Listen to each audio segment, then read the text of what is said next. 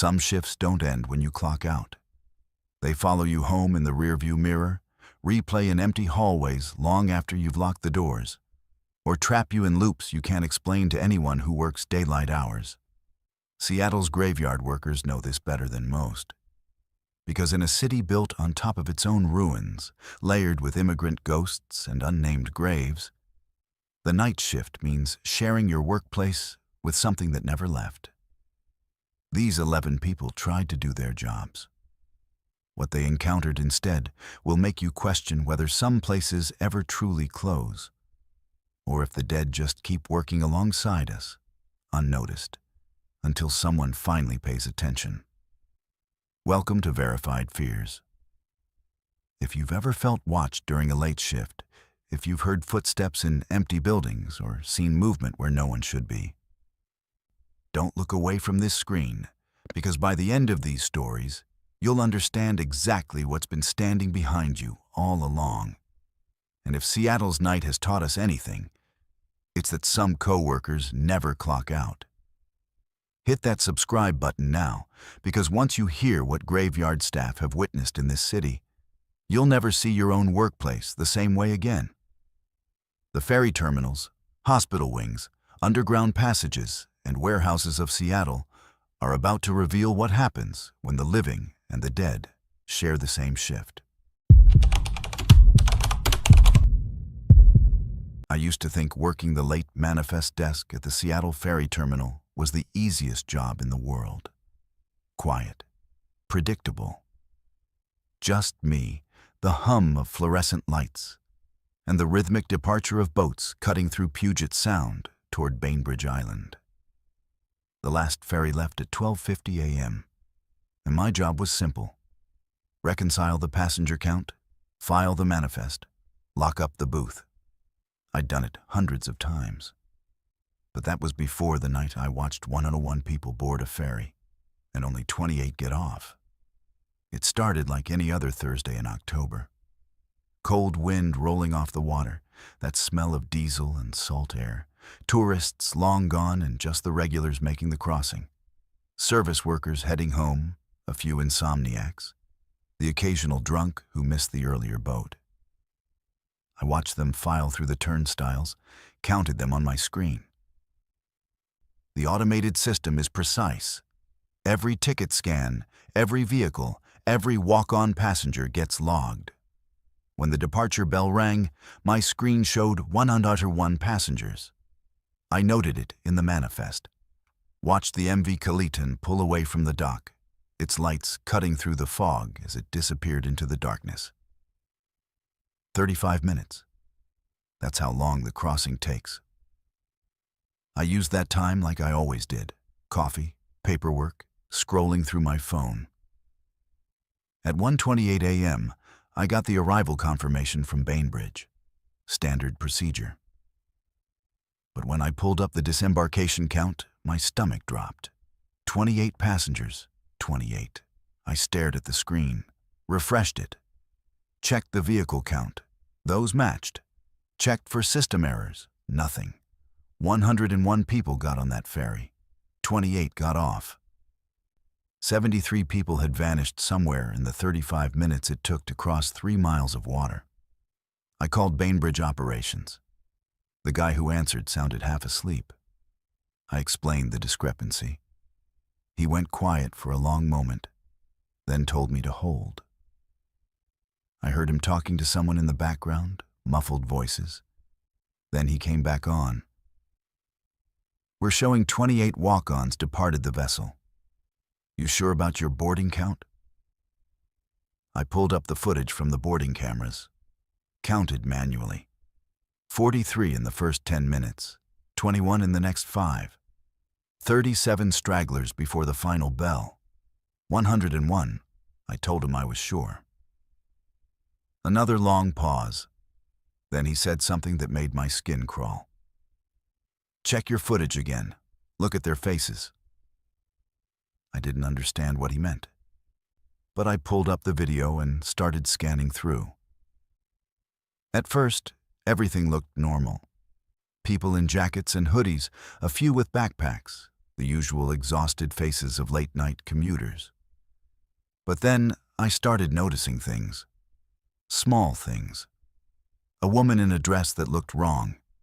Too formal, too old-fashioned, like something from a black and white movie. A man in a heavy wool coat with a style I couldn't place, his hat pulled low. Another woman with victory rolls in her hair, the kind you see in photos from the 1940s. I kept scrolling, more of them. Clothes that didn't fit the decade. Faces that looked slightly off, like they were photographs someone had animated. And the strangest thing, none of them were looking at their phones. Not one. In 2025, at a ferry terminal at midnight, not a single person staring at a screen. I called Bainbridge back. The line rang 6 times before someone picked up. Different voice this time, older. He didn't wait for me to speak. "You're calling about the Count?" "Yeah," I said. "There's something wrong with the passengers. The footage shows—" "I know what it shows," he interrupted. "How long have you worked the night manifest?" 8 months. "Then you haven't been there long enough." He sighed, and I heard him sit down, the creak of a chair. "Listen carefully. What you're seeing happens 4, maybe 5 times a year. Always on the last ferry, always when the fog is thick enough. We don't talk about it. We don't report it. We reconcile the manifest with the disembarkation count, and we move on." I felt something cold settle in my chest. "What are you telling me?" "I'm telling you that ferry route has been running since 1951. And in 1952, the MV Kalakala, different boat, same route, had an incident. Engine failure halfway across. 73 people went into the water. They recovered 18. The rest were never found. And ever since then, on certain nights, they still try to make the crossing." I looked at my screen, at the frozen image of a woman in a 1950s dress. Her face turned toward the camera, but somehow not quite seeing it. Her expression patient and waiting. "They board," he continued, "because they don't know they're dead. They think they're going home. And somewhere between Seattle and Bainbridge, they realize they can't. So they don't get off. They just fade, return to wherever they came from. We stopped trying to explain it 20 years ago. That's impossible," I whispered. But even as I said it, I was scrolling back through the footage, watching those faces again, watching the way they moved. Not wrong exactly, but slightly delayed, like a video with desynced audio. Watching how none of them interacted with the other passengers, how the living seemed to unconsciously step around them, giving them space without realizing why. "You want proof?" he asked. "Go down to the dock. The Kalitan's due back in 15 minutes. When it pulls in, take your binoculars and look at the passenger deck. Look at the windows, then tell me what you see." He hung up. I sat there for 3 minutes, maybe 4, telling myself I wouldn't do it. Telling myself this was some kind of hazing ritual for new manifest clerks. A ghost story they told to break up the monotony. But my hands were already reaching for the binoculars we kept for checking vehicle plates. I was already walking out of the booth, down the ramp, toward the dock where the ferry would arrive. The fog was thicker now. I could hear the horn before I saw the lights, low and mournful, cutting through the darkness. Then the Kalitan emerged. A massive shape resolving out of gray nothing, its windows glowing yellow against the black water. It began its turn, engines reversing, wake churning white foam. I raised the binoculars, focused on the passenger deck. At first, I saw nothing unusual. Empty seats, a few passengers standing, getting ready to disembark. Normal. Then I saw them, standing along the far windows, not moving, not preparing to leave, just standing there, facing the Seattle skyline. 15, maybe 20 figures. I adjusted the focus, tried to see their faces, and that's when I realized I could see through them. Not completely. They weren't transparent like movie ghosts. But I could make out the seats behind them, the reflections in the glass overlapping with their forms. A woman in a hat with a veil, a man in a military uniform, teenagers in clothes I'd seen in my grandmother's photo albums. All of them just standing there, looking toward a city that had changed beyond recognition since the night they died. The ferry docked, the ramp lowered. 28 passengers walked off, tired and alive, and completely unaware of the others who remained behind. I watched through the binoculars as the figures at the windows began to fade, dissolving like fog in sunlight, until the passenger deck was empty again. I went back to my booth, filed the manifest with the corrected count of 28. When my shift ended at 3 a.m., I sat in my car for 20 minutes before I could make myself drive home. I still work the night manifest. I still watch the last ferry depart, watch those passenger counts, and some nights they match perfectly, and some nights they don't. I've learned to recognize them now, the ones who board but never arrive. I see them in their old clothes, their patient faces, their complete lack of phones or bags or any of the things the living carry. I see them walk onto that boat believing this time will be different. This time, they'll make it home. And I've learned something else. Something the guy from Bainbridge never told me, but I figured out on my own. When the count is off, when those extra passengers board, I always check the weather reports from 1952. And every single time, it matches. The fog, the temperature, the wind direction, identical to the night they died. Like the water itself remembers, and on certain nights when conditions are just right, it gives them another chance. They never make it. They board in Seattle and they vanish before Bainbridge, returning to the cold sound that took them 73 years ago. But they keep trying, and I keep counting. Because someone needs to bear witness. Someone needs to remember that 73 people got on a ferry one night in 1952 and never came home. Sometimes I wonder if they know. If somewhere in whatever loop they're trapped in, they understand that they're looking for a home that doesn't exist anymore. Trying to return to families that have long since died themselves. I wonder if that makes it better or worse. I don't take the ferry anymore, not even during the day.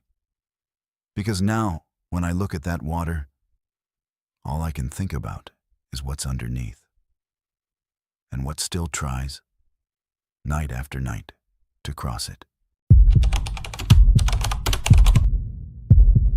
There's a particular kind of silence in a hospital at 3 in the morning. It's not peaceful. It's suspended, like the building itself is holding its breath between one emergency and the next. I cleaned operating rooms for 6 years at a Seattle medical center, and I learned to navigate that silence, to work within it, to respect it. The surgical wing was my domain after midnight. Mop, disinfect, restock, prepare each room for the next day's procedures. Routine work, honest work. Until I was given the key to operating room 7. They waited 2 months before they told me about it. 2 months of watching me work, I suppose, seeing if I'd last, seeing if I could be trusted. My supervisor pulled me aside one night in November, handed me a key on a red tag, and said, "Room 7 needs cleaning tonight. Hasn't been done in 3 weeks." I asked why they'd let it go that long. She looked at me with an expression I couldn't read and said, "You'll understand. Just finish before dawn. And don't call me while you're in there. Wait until you're out. Room 7 was at the end of the west corridor, past the other ORs, past the recovery bays, in a section of the wing that felt older somehow, like it belonged to an earlier version of the hospital. The key stuck in the lock.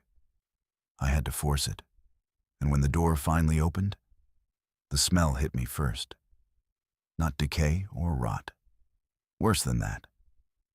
Antiseptic and copper and something underneath, something organic that the chemicals couldn't quite mask. The room looked like every other OR I'd cleaned. Steel tables, surgical lights hanging like mechanical flowers, monitors against the walls, supply cabinets locked and labeled. Except the floor had a stain. Dead center under where the table sat, a discoloration in the tile that no amount of mopping had ever removed. Brown, roughly circular, about 3 feet across. I started the way I always did. Cleared the biohazard containers, wiped down surfaces, began mopping from the corners inward. The fluorescent lights hummed overhead, that particular frequency that gets inside your skull. I'd been working maybe 20 minutes when I heard it. A voice. Male. Calm. Clinical. Clamp. I need the clamp now. I froze. Looked up. The room was empty. Just me and my mop bucket and that persistent hum of lights. I waited, listening, but heard nothing else. Old building, I told myself. Sound carries strange through ventilation systems. I went back to mopping. 3 minutes later, a different voice. Female this time, younger, stressed. Pressure's dropping. We're losing him. The mop handle slipped in my hands. I turned in a slow circle, searching for speakers, for intercoms, for any rational source. Nothing. The voices were coming from the room itself, from the air, from nowhere I could identify. Then the first voice again, still calm but with an edge now. Suction. More suction. I can't see the bleeder. And suddenly I could hear all of them. 4, maybe 5 voices overlapping. The steady beep of monitors, the hiss of ventilators, the rustle of surgical gowns, and the snap of gloves. A full surgical team, invisible, performing an operation in the exact space where I stood. I should have left. Every instinct screamed to drop the mop and walk out. But something kept me there. Not courage, not curiosity, but a horrible certainty that if I stayed, if I listened, I would understand something I wasn't supposed to know. He's coding. Start compressions. The female voice, no longer stressed but urgent, professional, doing her job even as catastrophe unfolded. I heard the compressions, rhythmic, mechanical, 1, 2, 3, 4. Heard someone counting, heard the charge of a defibrillator, that rising whine, then the thump of discharge. Once, twice, 3 times. Time? The first voice asked. A pause, then another voice, male, quiet. 83 minutes. Call it. Silence, absolute. The monitors, the voices, the rustling. All of it cut off like someone had flipped a switch. I stood in that empty room, mop in hand, and realized I was shaking. I finished cleaning. I don't know why. Maybe because leaving felt like abandonment. Like turning my back on something sacred. I mopped that stained floor, wiped down the table, restocked supplies. The whole time, the room felt heavy, compressed, like the air pressure was wrong. When I finally locked the door behind me at 4:47 a.m., my hands were trembling so badly, I dropped the key twice. My supervisor was waiting in the break room. She had coffee ready. Slid a cup across the table to me before I could speak. "Sit down," she said. I sat, drank. The coffee was too sweet, but I needed it. "Room 7, she began. "Hasn't been used for surgery in 11 years. Not since a procedure went wrong. Liver transplant, young patient, mid-20s. Everything was routine until it wasn't. Bleeder they couldn't locate. Pressure dropped. They worked on him for 83 minutes before the surgeon called time of death. I stared at her.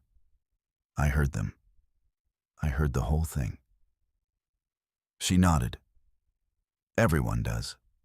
Every cleaner we've sent in there for the past 11 years hears it.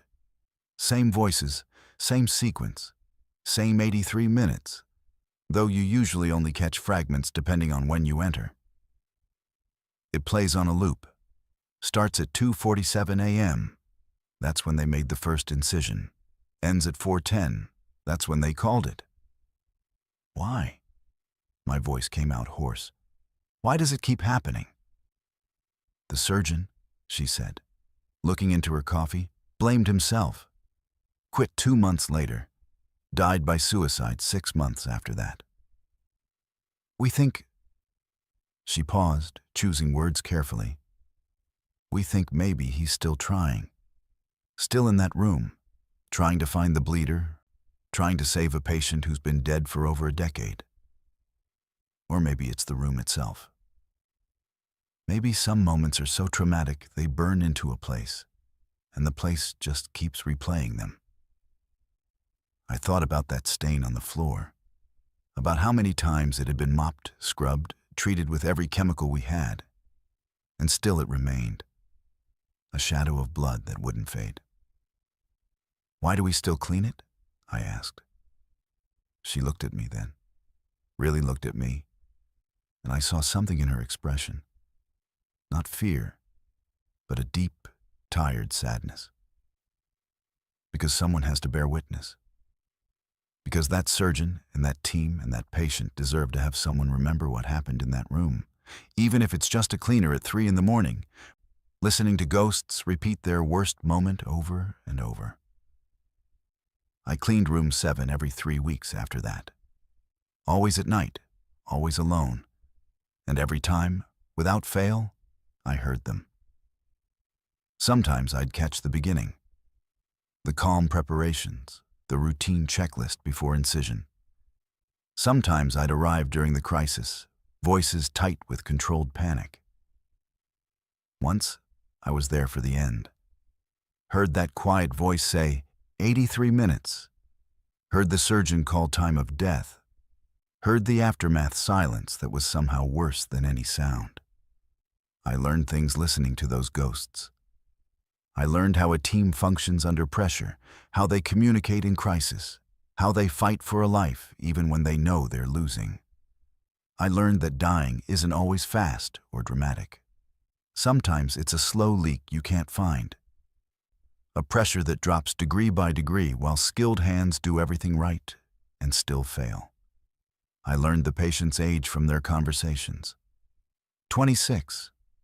I learned he'd been sick for years, waiting for that transplant, that this surgery was supposed to be his second chance.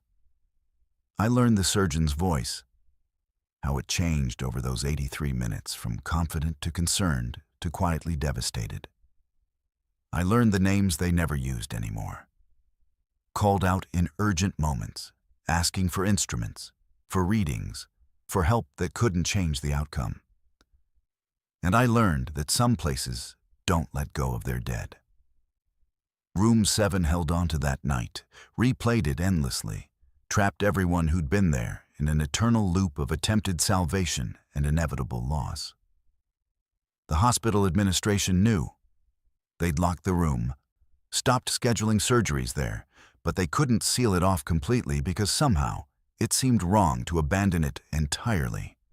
So they sent cleaners in, kept it maintained, kept it ready as if someday the loop might break and the surgery might finally, impossibly succeed. I don't work there anymore. Left 2 years ago for a day shift at a different facility. But sometimes, when I can't sleep, I think about room 7. Wonder if they're still there. Still fighting to save a man who died before I ever set foot in that hospital. Wonder if the surgeon's ghost knows his patient is gone, or if he's trapped in those 83 minutes forever, searching for a bleeder he'll never find. And I wonder if maybe that's what hell is. Not fire or torment, but being trapped in your worst moment, the moment you failed. Unable to move forward or back, just repeating it endlessly while strangers mop the floor around you and try not to cry at the hopelessness of it all. I never told anyone else what I heard. But I always finished cleaning that room, always restocked it properly, always treated it with the care it deserved. Because that surgeon and his team, wherever they are, they're still trying, still fighting. And the least I could do was make sure their operating room stayed clean. Working the graveyard shift at a 24-hour diner teaches you things about humanity you don't learn anywhere else. You see people at their lowest and their strangest. Insomniacs seeking communion over burnt coffee. Shift workers too tired to make it home. The lonely who have nowhere else to be at 3 a.m. You learn to read regulars, to know their orders before they sit down, to understand that sometimes your diner is the only warm place left in someone's cold world. But in 6 years working the overnight counter at the Capitol Hill Diner, I never understood the man in the brown jacket. Not until the night I learned he'd been dead for 41 years. He started coming in about 2 months after I began working there. Always the same time, 3:17 a.m. You could set your watch by it. Always alone, always sat at the counter, third stool from the left, the one with the torn red vinyl we kept meaning to replace. He'd order coffee, black, and a slice of whatever pie we had left. He'd read a newspaper while he ate, and I mean a physical newspaper, the kind nobody carries anymore, already folded to the local news section.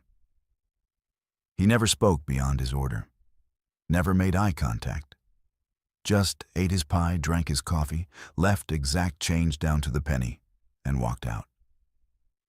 The strange thing, and I didn't notice this for weeks, was that his coffee never steamed. Even when I poured it fresh from the pot that had just finished brewing, even in the cold Seattle autumn, that cup never produced a single wisp of steam. And he never pulled out a phone, never checked it, never scrolled, never even seemed to have one. In 2025, that alone made him remarkable. When I asked my coworker about him one night, she'd been there 12 years, knew every regular by name and story. When I described the man in the brown jacket, she went quiet, wiped down the same section of counter 3 times before she answered. "You see him too." "What do you mean, too?" She glanced toward the door, then back at me. "That customer has been coming here since before I started. Same time, same order, same routine. I asked the owner about him once. She said he'd been coming in since the 80s, since before this place renovated, back when it was still called Roy's. She said..." She paused, choosing words carefully. She said not to bother him, that he wasn't hurting anyone, that some routines are sacred. That should have been enough. I should have left it alone, served his coffee and pie without question. Accepted the mystery the way the diners seemed to have accepted it decades ago. But something about him haunted me. The way he read those newspapers, not skimming, but genuinely reading, absorbing, as if the news still mattered. The way he never seemed to age. The way he moved through the diner like he was slightly out of sync with everything else. A half-second delay between his actions and the world around him. So I started paying attention. Real attention. I noticed the newspaper he read was always the Seattle Times. But the masthead looked wrong, old-fashioned, the font different from current issues. I noticed his clothes. The brown jacket, yes. But also the shirt underneath, the cut of his pants, the style of his shoes. Nothing modern. Nothing from this decade or the last. Everything about him belonged to another time. One night in February, during a brief moment when the diner was empty except for him, I worked up the courage. As I refilled his coffee, watching again as no steam rose from the black surface, I asked, "That paper you're reading, where do you get it?" He looked up at me. First time in 4 months he'd actually met my eyes. His gaze was strange, distant, like he was seeing me from very far away. "I buy it every night," he said. His voice sounded hollow, like it was coming through a long tunnel. "Before my shift. Same corner, same vendor." "Your shift?" "Night driver. Buses." He returned to his paper. "Route 7. Gets me home by dawn if the traffic's clear." My skin went cold. Route 7. I knew Seattle's bus routes. Route 7 ran north-south, Rainier Beach to the U District. And it hadn't run a night shift since the late 90s, when Metro restructured.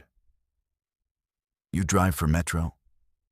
22 years, he said, not looking up. "Good job. Quiet at night. Let me think." I went to the back, pulled out my phone with shaking hands, Googled Seattle bus driver death 1984. Took me 15 minutes of searching through archived news sites, old accident reports, digitized obituaries. Then I found it. March 14th, 1984. Night driver, Route 7. Killed in intersection accident at Rainier and Jackson. Hit by a drunk driver running a red light at 4:03 a.m. on his way home from his shift. The article included a photo. Younger, but unmistakably him. Same brown jacket, same serious expression. Dead at 41 years old. I walked back out to the counter. He was finishing his pie, folding his newspaper the way he always did, careful and precise. He stood, placed his exact change on the counter, $2.35, what coffee and pie cost in 1984, and turned toward the door. "Wait," I said. My voice came out barely a whisper. He paused, didn't turn around. "That intersection, Rainier and Jackson, do you—" I couldn't finish. "I never make it past there," he said quietly. "Every night I leave here, walk to where I parked, get in the car, start driving. And every night, at Rainier and Jackson, there's a moment of light. Too bright, too fast. And then I'm walking into this diner again at 3:17, and it's always the same night, and I can never get home." He turned to face me then, really face me. And I saw something in his expression that broke my heart, not fear, not confusion, but a deep, exhausted sadness, an awareness. "I know I'm dead," he said. "Have known for a while now. Or maybe I've always known and just couldn't accept it. The newspaper never changes date. My coffee's never hot. Nobody else in here ever sees me except the staff, and only certain ones. You see me. She sees me." He nodded toward my coworker. "The owner sees me, but the customers, they look right through me like I'm not here." I didn't know what to say. What do you say to a ghost who knows he's a ghost? "Why do you keep coming?" I finally asked. He smiled. It was the saddest thing I'd ever seen. "Because I'm trying to get home. I have a wife waiting. Had. I don't know anymore. Time is strange for me now. But every night I think maybe this time will be different. Maybe this time I'll make it past that intersection. Maybe this time I'll walk through my door and she'll be there, and it'll be morning, and I'll have survived another shift." He looked down at his hands. "But I never do. I get in my car, I drive, and there's always that light. And then I'm back here, starting over." "How long?" I whispered. "For me? Feels like a few weeks. But the newspapers you all read, the way you dress, the things you don't even notice anymore." He gestured vaguely at the world beyond the diner. "I know it's been longer. Decades, maybe.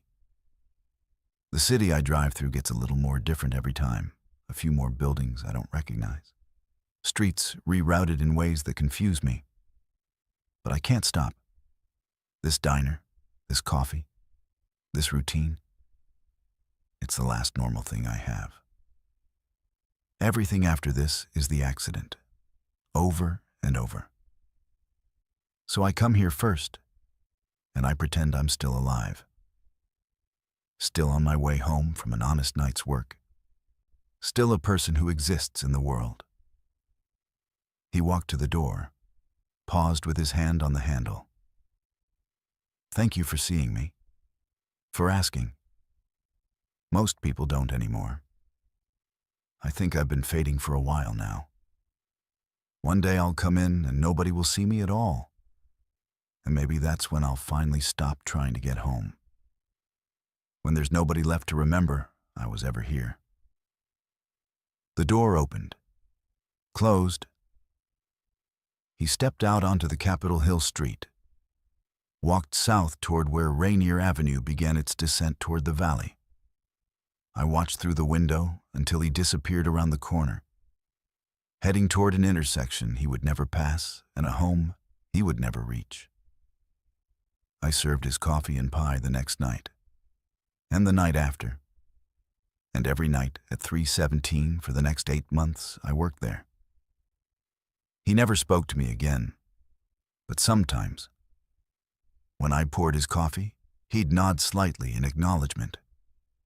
A small gesture of gratitude for being seen. I left that job eventually, moved to a different part of the city. But sometimes, when I can't sleep, I think about him. Wonder if he's still walking into that diner every night at 317. Still ordering his coffee and pie. Still reading newspapers from 1984. Still trying to make it home to a wife who, if she's still alive, would be in her 80s now, having lived 41 years without him. And I think about all the other ghosts that might be trapped in routines we don't notice. The commuter who takes the same train every morning, even though the line shut down. The worker clocking into a factory that was demolished. The child walking to a school that closed, all of them caught in loops, trying to complete journeys that ended decades ago.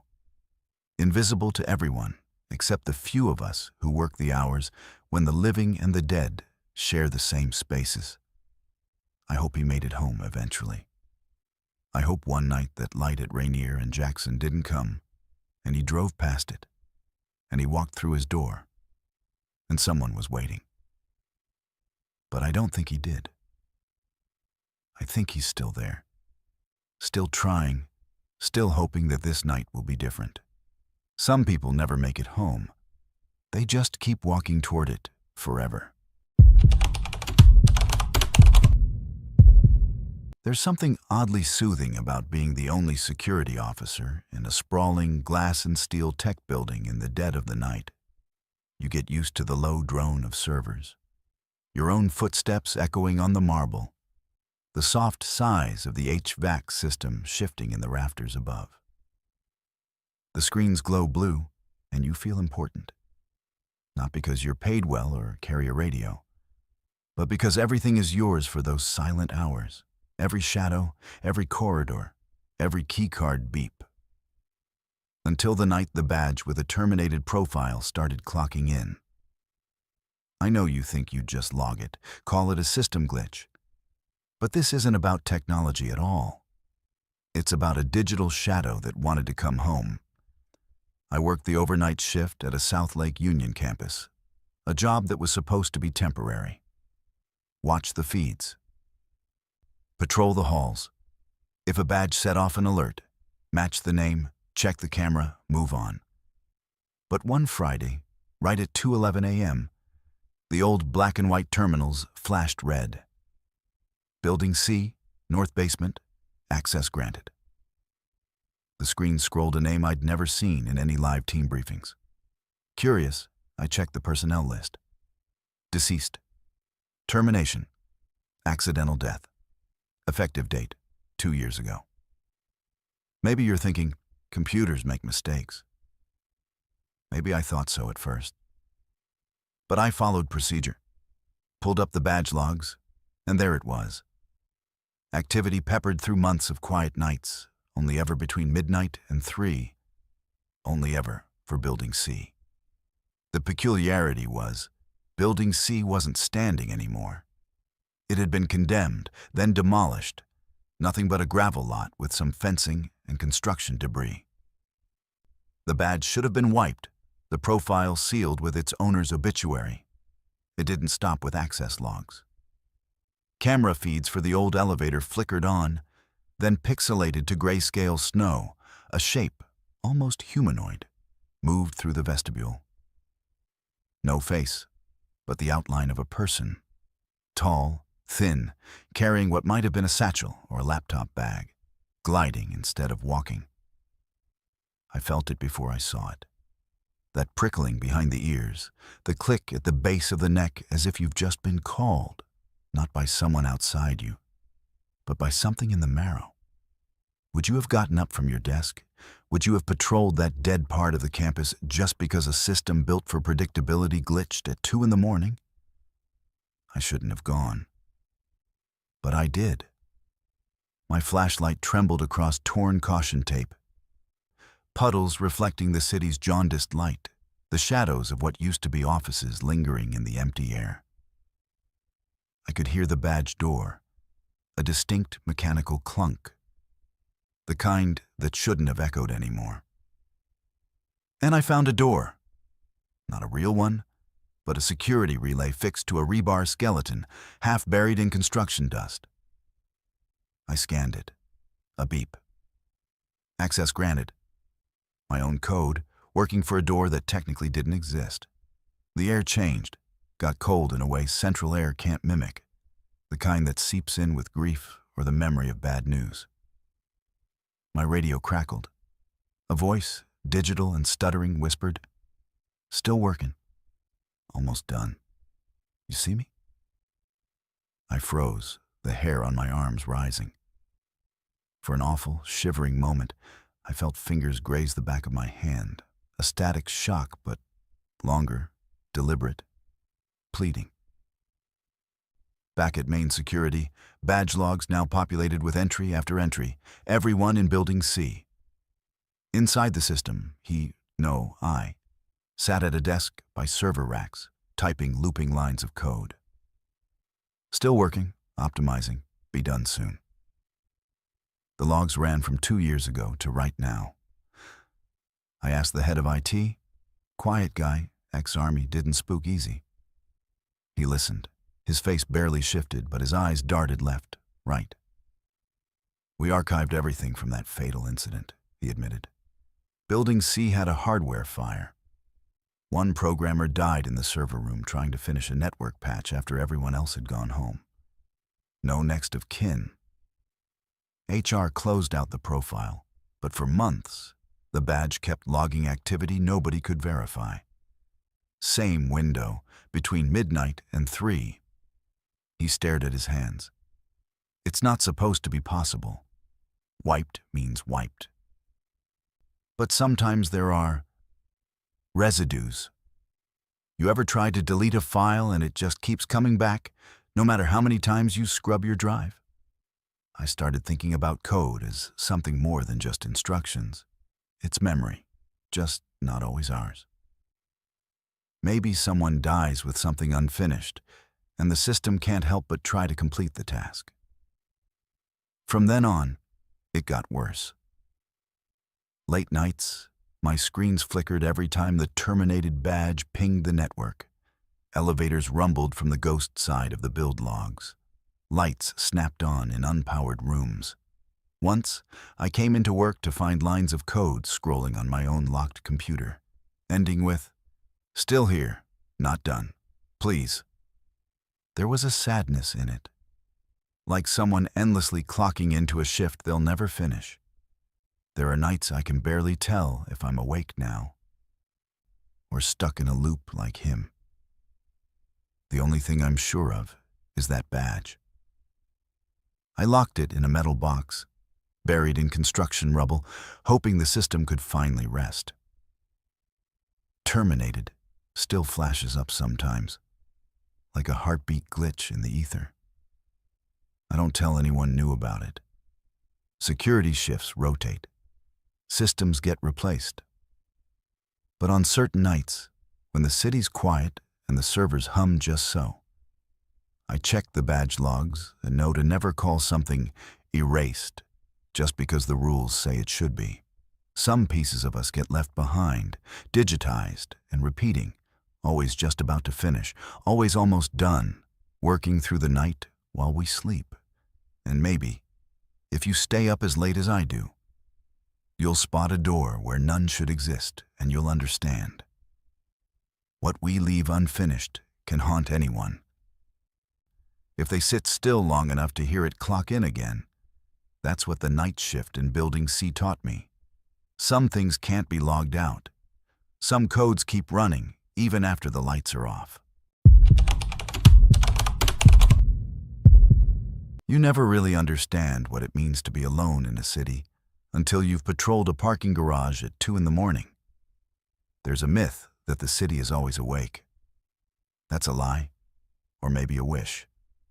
Because nothing, no amount of neon, no echo of distant traffic, no late-night laughter that leaks up from the street, can truly reach you when you're standing in the concrete heart of a downtown parking structure. Radio in hand, hunting for movement in a place where nothing is supposed to move.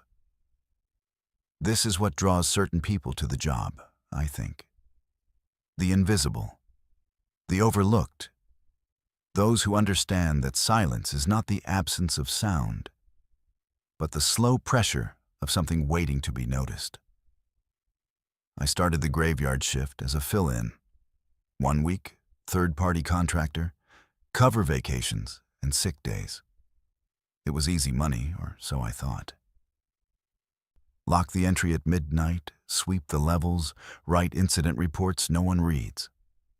By my second night, I'd memorized the way my footsteps echoed against the pillars, how my breath clouded in the winter gloom, the metallic taste that never quite left my mouth. Like the garage itself exhaled old machinery and fear. By the third night, I had started to count the parked cars. Obsessively. Each hour, each floor, I would tally every vehicle. Because of the silver sedan in spot 237. Spot 237 sits on the 4th level, right across from the elevator shaft, a nerve center for the entire garage.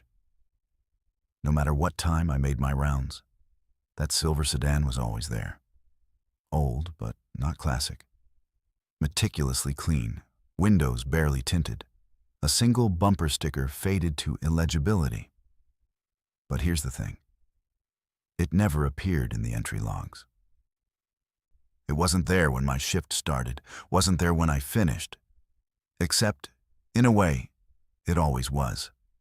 Other nights, it would be gone at roll call, then parked there after a 10-minute sweep. I tried to tell myself there was a rational explanation.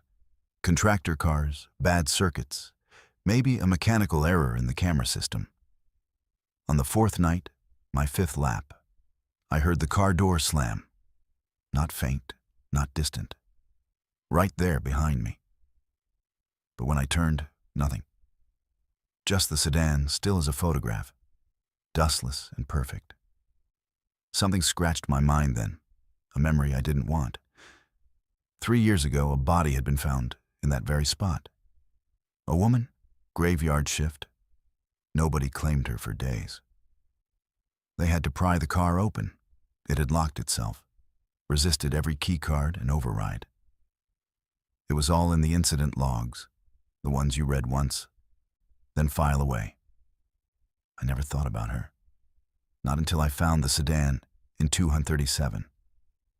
Later, as I crossed past 237 during my rounds, my radio clicked on without cause.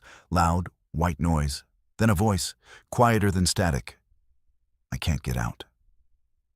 I dropped it, heart jackhammering in my chest. Pride kept me from running, but my legs screamed otherwise. I tried the emergency phone. Dead. My key cards now blinked red, one after the other. I circled to the stairwell, breathing sharp, convinced the echoing footsteps ahead of me belonged to someone or something else. For the rest of the shift, I avoided the fourth floor. I sat in the booth, locking my eyes on the security cameras. Every now and then, a motion alert triggered on the screen for 237. No one ever got in or out. Just that car, shivering slightly beneath the fluorescent lights. At dawn, when people trickled in for their morning commutes, the car was gone. The spot was empty, not even a trace on the polished cement.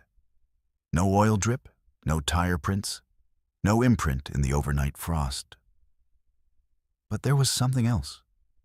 Taped to the back of my office chair, a ticket stub, just a scrap of pink paper, faded along the edges, time-stamped 3 years ago to the day. Entry, 11:54 p.m. No exit. The next night, I almost didn't come back. Almost. I convinced myself it was fatigue, imagination, boredom's cruel trick. I had to know. I had to see if the car would return, if the voices would follow. Midnight came and went. I did my circuit, each floor, heart in my mouth as I came to the crest of 237. There it was. Perfect silver, collecting neither dust nor dew. I sidled up close, not touching, just looking for any sign of life. My breath froze as I peered inside. There was a shape in the driver's seat. Not a silhouette, no features, no face. Just the suggestion of a person pressed into the upholstery, shivering with every pass of my flashlight, but never solid. I blinked, rubbed my eyes, stepped back, and when I looked again, it was gone. The seat empty, except for a faint handprint in the fogged window. 5 small fingers pressed outward, as if asking to be released. I checked the logs again. No record. I checked the old incident reports, piecing together the story in quiet, sleepless hours, with nothing but the hum of computers for company. She'd been last seen on the security feed at 3:08 a.m., entering the garage alone. The system that failed to open her door, the blackout that erased an hour of footage. EMS called at dawn. They never found her phone, her keys, nothing except a notebook in the glove compartment. Pages written and erased, looped handwriting, only one sentence untouched. I'm still here. I'm not done. On my last night, I made one final round. 4th level, spot 237. I stood in the cold, the air heavy with exhaust and regret. I didn't speak, didn't touch the car. I listened. The silence felt thick, oppressive, as if the garage itself was waiting, watching, hoping I might unlock whatever kept the car anchored to this place. The lights overhead stuttered, flickered. In that brief, strobing moment, I saw them. Dozens of cars, each one with a figure in the driver's seat, staring forward, waiting for a dawn that never comes. I handed in my badge the next morning. I've never told anyone at the company what I saw. But sometimes, when I pass a parking structure in the city at night, when the roads are empty and the world feels hollowed out and barely real, I think about spot 237. About the woman who never made it out, whose car appears without reason, whose handprint lingers on the glass like an accusation. And I wonder, in those moments when I catch my own reflection in a pane of glass, just how many of us are still circling somewhere, trapped between floors, between shifts, between the world that moves on and the memory that cannot. If you work graveyard, remember your count. Remember who's meant to leave before daylight. And if you ever see a silver sedan in a half-lit corner, don't get too close. Some stories want company. Some doors only open for those who are willing to stay after hours, counting cars that the city has already forgotten. I worked nights as a park ranger out at Discovery Park long enough to know there's a difference between being alone in the woods and being unwatched. Most people who hike that place in daylight think the creepiest part is the old military housing, the abandoned duplexes, the graffiti, the boarded-up windows. But all of that feels like a movie set when the sun's still up. It's at 2 in the morning, with the wind coming off the sound and the fog crawling in from the bluff, that you start to feel the layers under the park, the fort, the drills, the people who never really left. If we were sitting together right now, I'd tell you flat out. The scariest thing I've ever seen wasn't a shadow in the trees. It was something my eyes couldn't see at all. My shift covered the whole park, but those old Fort Lawton areas were my responsibility.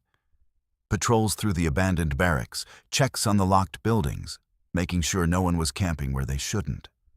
Most of it was routine. Kids sneaking in to drink, the occasional squatter, coyotes watching from the tree line like disinterested neighbors. The department gave us a thermal monocular a couple of years back, mostly to help spot people at night without shining bright beams into every bush. Handy tool. It reads heat signatures. Warm bodies show up as white or orange, cooler stuff goes darker. Animals, people, even engine blocks that were running recently. You get used to reading the world that way. It was a January night, clear and cold enough that my breath came out in long, pale streams. The sky above the park was darker than the city glow behind it. Stars faint but visible. I remember thinking how quiet it was. Even the hum of the city felt like it had taken a step back. I was walking the loop near the old barracks row, long, low buildings with boarded windows and peeling paint, standing in a line like tired soldiers. My flashlight traced over doorways, already secured earlier. Nothing out of place. Then my radio crackled. Unit on Lawton Loop. Any chance you can sweep the officers' row again? We had a noise complaint from the neighborhood. Someone thought they heard voices. I glanced over at the empty structures. No light leaking from anywhere, no movement. On it, I answered. And because it was cold and my fingers needed a distraction, I pulled out the thermal and took a lazy sweep across the fronts of the buildings. The barracks glowed in dull shapes, just retained heat from the day, a little warmer than the air. Trees and bushes were nearly black. The road was a faint ribbon. Nothing weird. I started walking, scanning, footsteps crunching on frosty pavement. When I got to the last building in the row, I swung the thermal across one more time and stopped so fast my boot slipped on the frost. There was a man standing in front of the last barracks. On the screen, he was bright. Hot white, edges glowing orange. A perfect, clear signature. Human height, human shape, facing the building with his back slightly toward me, like he was on guard. I lowered the monocular on instinct, heart hammering, and aimed my naked eyes at the spot. Nothing. Just empty space. Sidewalk, patch of grass, the shadow of a fir tree leaning over the old brick. No person, no figure. I raised the thermal again. He was still there. If you've never had your senses disagree that violently, you won't understand how wrong it feels. My eyes said, "You are alone." The device that had never lied to me before said, "No, you're not." "Hey," I called out, because protocol and fear were wrestling in my chest, and protocol won by a breath. "Park ranger. You're not supposed to be here after hours." The figure didn't move. I took a couple of steps closer, keeping the monocular up. On the screen, I saw his head tilt slightly, like he'd heard me but wasn't sure whether it mattered. His outline was crisp, cap or helmet, what looked like a coat that hung straight down, arms close to his sides, not hunched like a trespasser. Standing at ease, my mouth was dry. "You need to show me your hands," I said, falling into the script we use with uncooperative people. Slowly. Nothing. Not a twitch. Then he turned. Not fast. It was almost casual. His upper body rotated toward me, slow and fluid, as if he were pivoting on the balls of his feet.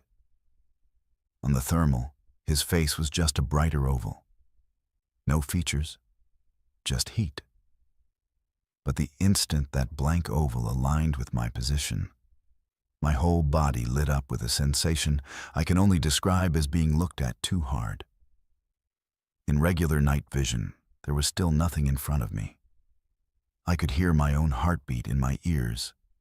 A crow called once from some unseen branch, sharp and jarring. The air, already cold, seemed to thin another degree. "Radio check," I said quietly, pressing my shoulder mic partly to ground myself.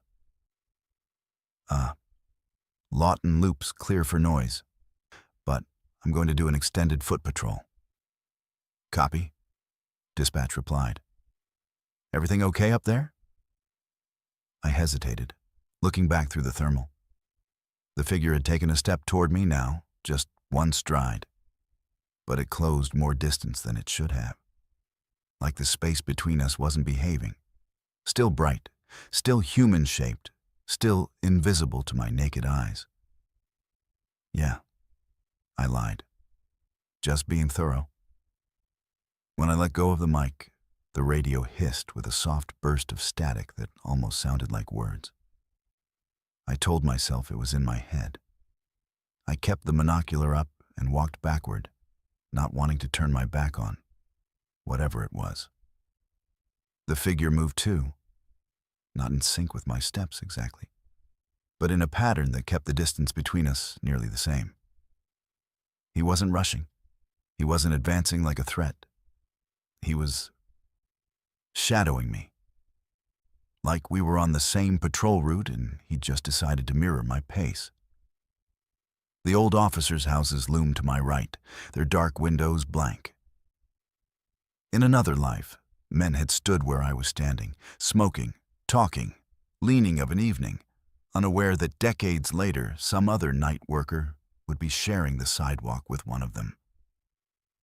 The thought came uninvited and nasty. What if he thinks you're the ghost? I almost laughed out of sheer panic. A small choked sound escaped me instead. "Look," I said, because I had to say something, even if I was talking to empty air. "If you can hear me, you're not in trouble, okay?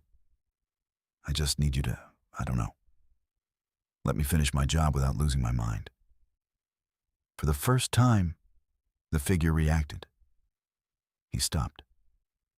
Just stopped moving, dead still in the thermal view. The bright oval of his head dipped, as if he'd tilted it slightly, considering me. The air around me thickened. I could smell something faintly metallic, like old pennies and gun oil, the kind of scent shooting ranges have baked into their walls. I lowered the thermal, pulse pounding. There was still nothing there. I took a deep breath that tasted like rust and salt air and something stale. "Were you stationed here?" I asked the dark. "At Fort Lawton?"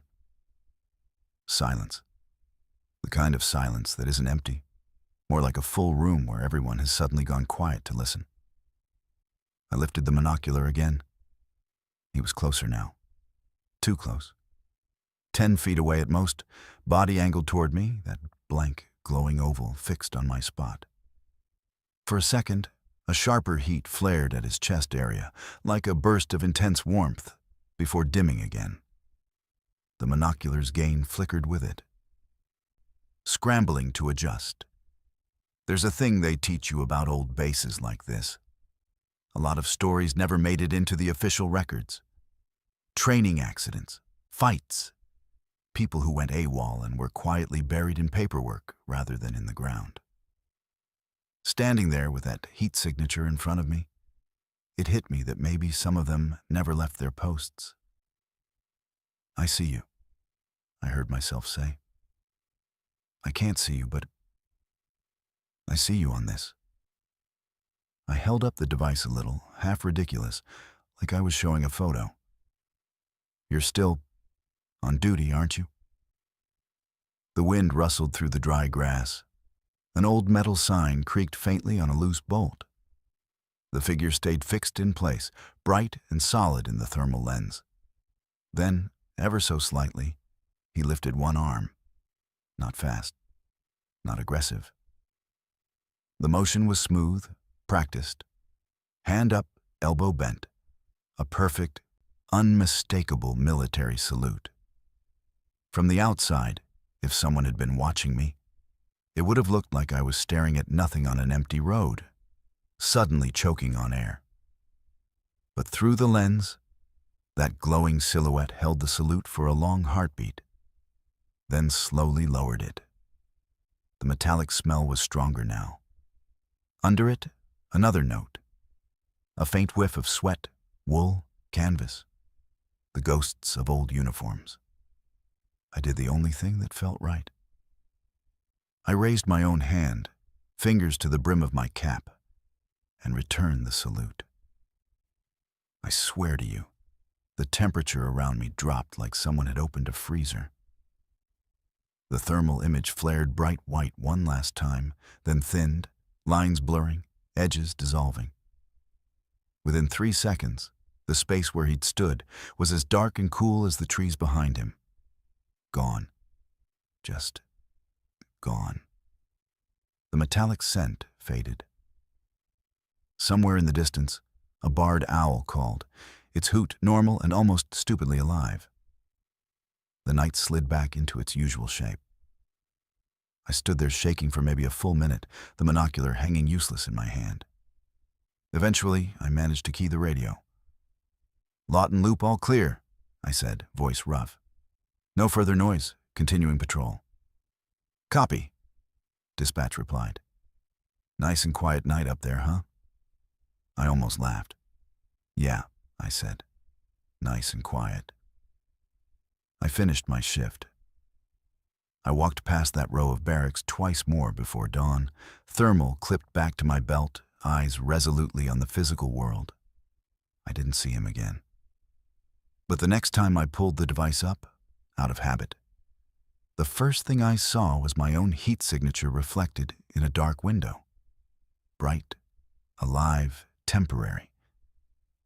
You can choose not to believe any of this.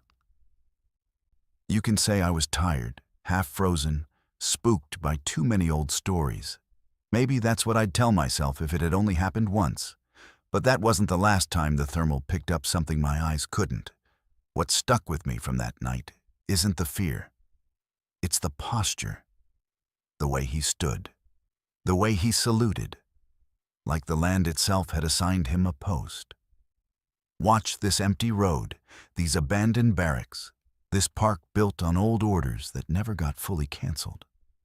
So if you ever find yourself in Discovery Park after dark, ignoring the closed signs because you think the rules don't apply to you, and you get the sudden, ice-cold feeling that you're being appraised by someone you can't see, do yourself a favor. Straighten up a little. Keep your voice down. Maybe even nod once at the shadows in front of those crumbling barracks. Some posts in this city are still manned, not by cameras, not by living rangers, but by whatever refuses to stand down, even decades after the war moved on. I used to think being a tour guide in the Seattle Underground was just a gimmick job, a way to dress up history with a few spooky jokes and collect tips from tourists who wanted to feel like they'd brushed against something old. If you've ever taken one of those tours, you know the script. The Great Seattle Fire, the city built on top of itself, the buried storefronts and half-forgotten staircases. You get your laughs, your little jumps, your safe shivers. Then you go back up into the light and tell yourself it was all just stories. I thought that too. Until the night my last tour refused to end. And I realized not everyone on my route was from the same century as me. Let me sit beside you for a second and lay this out like I'm back in that briefing room, coffee in hand, trying to convince someone to believe me. My shift was the late one. Last tour at 11, lock up close to midnight. The underground after hours is its own animal. No chatter, no cameras clicking, just stale air and the faint smell of damp brick and old wood swelling with moisture. The city up above keeps moving. Buses, sirens, late-night bars. But it all comes down through the cracks as a muffled pressure, not real sound. Down there, time behaves strange. Every guide will tell you that, even the skeptical ones. That night, my group was small. A couple on a date, 2 out-of-town friends looking for something authentically creepy, and one guy who joined last minute, paying cash at the door. I noticed him because he was plain. That sounds rude, but that's the only way to say it. Plain in a way people aren't anymore. Dark wool coat, simple trousers, scuffed shoes, no visible brand logos or phone in his hand. You know how everyone these days carries themselves like they're aware of being watched, aware of cameras? He didn't have that. He stood like a man waiting for a streetcar in an old photograph. Patient, slightly hunched from work, eyes tired but curious. We started the tour. I did my usual patter about the fire of 1889, the rebuilding, the decision to raise the streets and leave whole storefronts buried below. The couple laughed at the right spots. The friends kept taking pictures with their phones, flashes bouncing off glass and brick. The plain man just listened, never interrupted, never smiled, just watched me with his strange, hungry focus, like he was waiting for me to say something very specific. The underground is a maze of old sidewalks, storefronts, and sealed-off tunnels. The path for tours is controlled, a loop, really. You go down one set of stairs, cross a corridor of old shop fronts, pause at a few spots for stories, then climb a different staircase back into modern Pioneer Square. I'd walked that loop so many times, I could do it in my sleep. That's why it hit me so hard when it changed. Halfway through, we reached a junction where I normally turned right. Same roped-off area, same sign asking guests to stay with the group. Only now, there was a left-hand passage I had never seen before. Narrow, wider boards, brick archway warped at the top. No signs, no rope, no security camera. Just darkness leading away. I stopped talking mid-sentence. The couple almost bumped into me. One of the friends asked, "Hey, is that a new section?" Like it was part of the show. I turned, ready to say, "We don't go that way." But the plain man stepped closer, just enough that I caught a whiff of something old-fashioned, coal smoke, sweat, and something medicinal, like camphor. "We used to take that way," he said quietly. His voice was low, deep, threaded with an accent that wasn't foreign so much as old. Pacific Northwest, but from another era. Before they blocked it. Goes toward Front Street. No one calls it Front Street anymore. It's First Avenue now, has been for a long time. Hearing that name out loud in the dim tunnel sent a cold little spider skittering up my spine. The rational part of me piped up.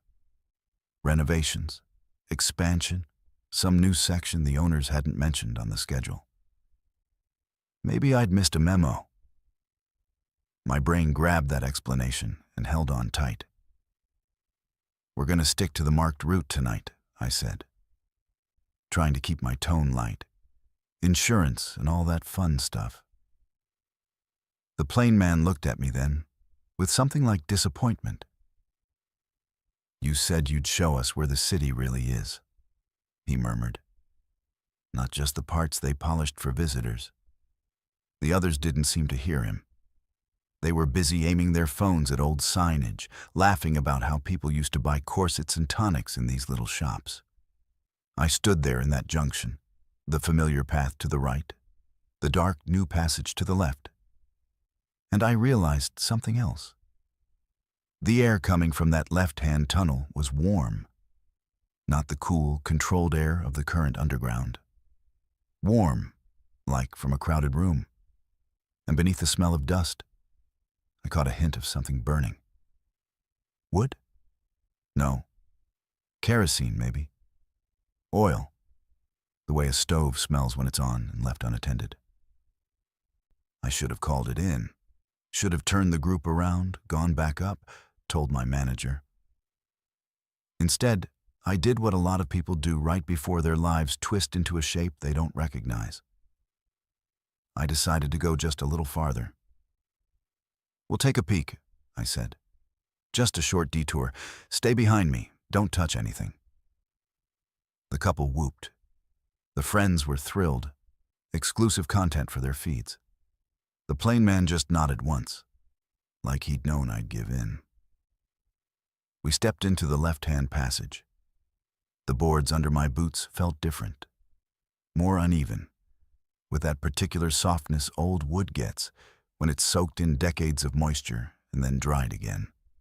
The light from my flashlight seemed to get eaten faster than usual. The beam dimmed out after 10, 12 feet, like the darkness was thicker there. As we walked, the sound of the city above faded, replaced by something else. Faint at first, then clearer with each step. Footsteps, not ours. Dozens, maybe hundreds of feet, moving somewhere just beyond the walls. Horseshoes clanking on cobblestones, wagon wheels rattling. The murmur of voices speaking in that same old-time cadence you hear in reenactments. Faster, more clipped, less performative. It felt like being behind a stage set, while a real city played on the other side. "Do they have speakers down here?" one of the friends asked, sounding genuinely impressed. "This sound design is insane." I didn't answer. There were no speakers on my route map. No power cables along this corridor. The underground was mostly quiet by design. We sold the silence as part of the experience. We came to another junction. This one wasn't on any map I'd ever seen.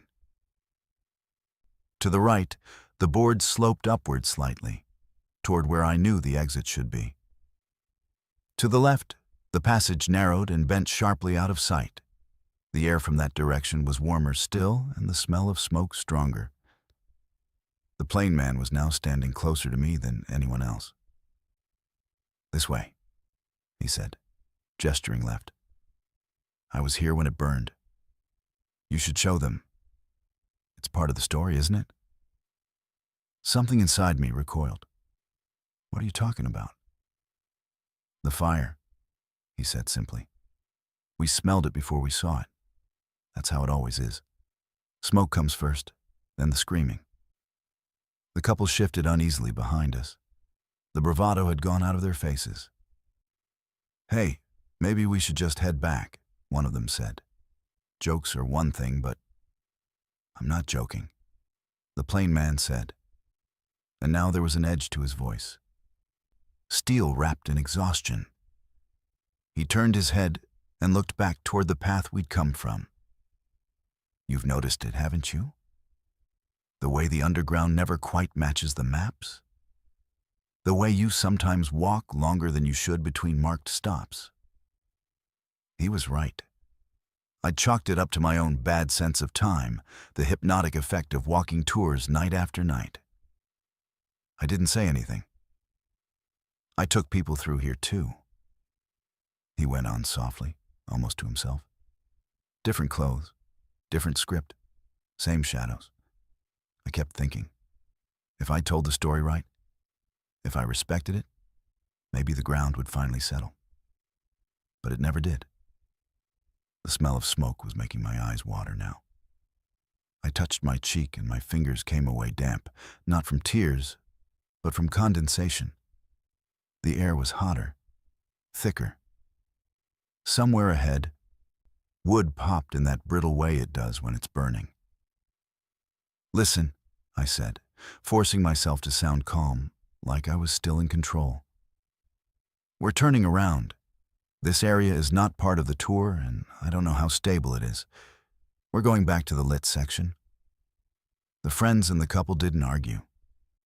You could feel the shift, the moment fun fear tips over into the real thing.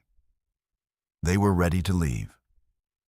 But when I looked back down the passage we'd come from, my stomach dropped. It was longer.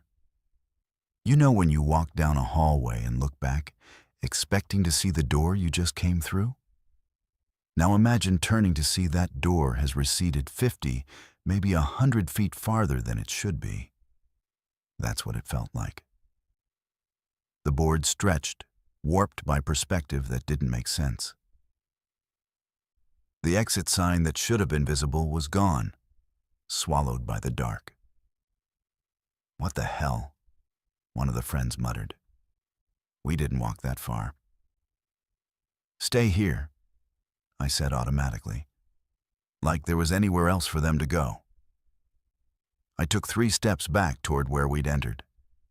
With each step, the voices on the other side of the walls grew louder. Shouts now, the crackle of fire, the scream of something heavy collapsing. The air tasted like ash. I stopped, suddenly sure that if I kept walking, I'd never stop.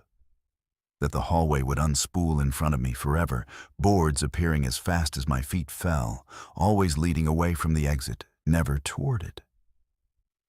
The plane man hadn't moved. He was watching me with a sad sort of patience. "It's not you," he said. "It does that. It stretches. Keeps the ones who know too much from leaving too soon." "I don't know anything," I snapped, fear sharpening my words. "I'm just trying to do my job." He smiled without humor. "That's what you think." He tilted his head, listening to something only he could hear. "They're almost here." "Who?"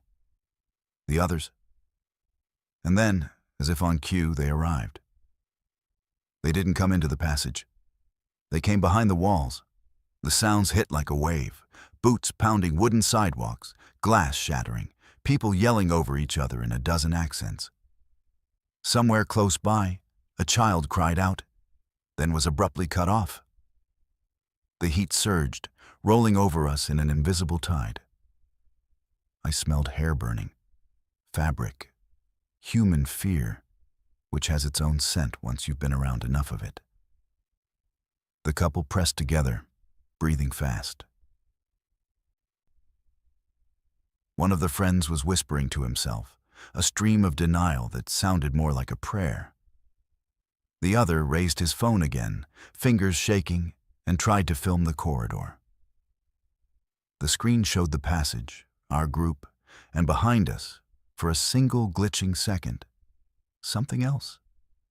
Shapes moving through the boards, light flickering where no flame should be.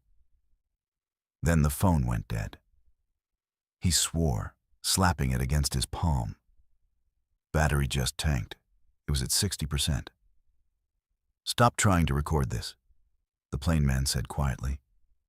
"It's not for them." He nodded upward, toward the floor of the city above us. "It's for us."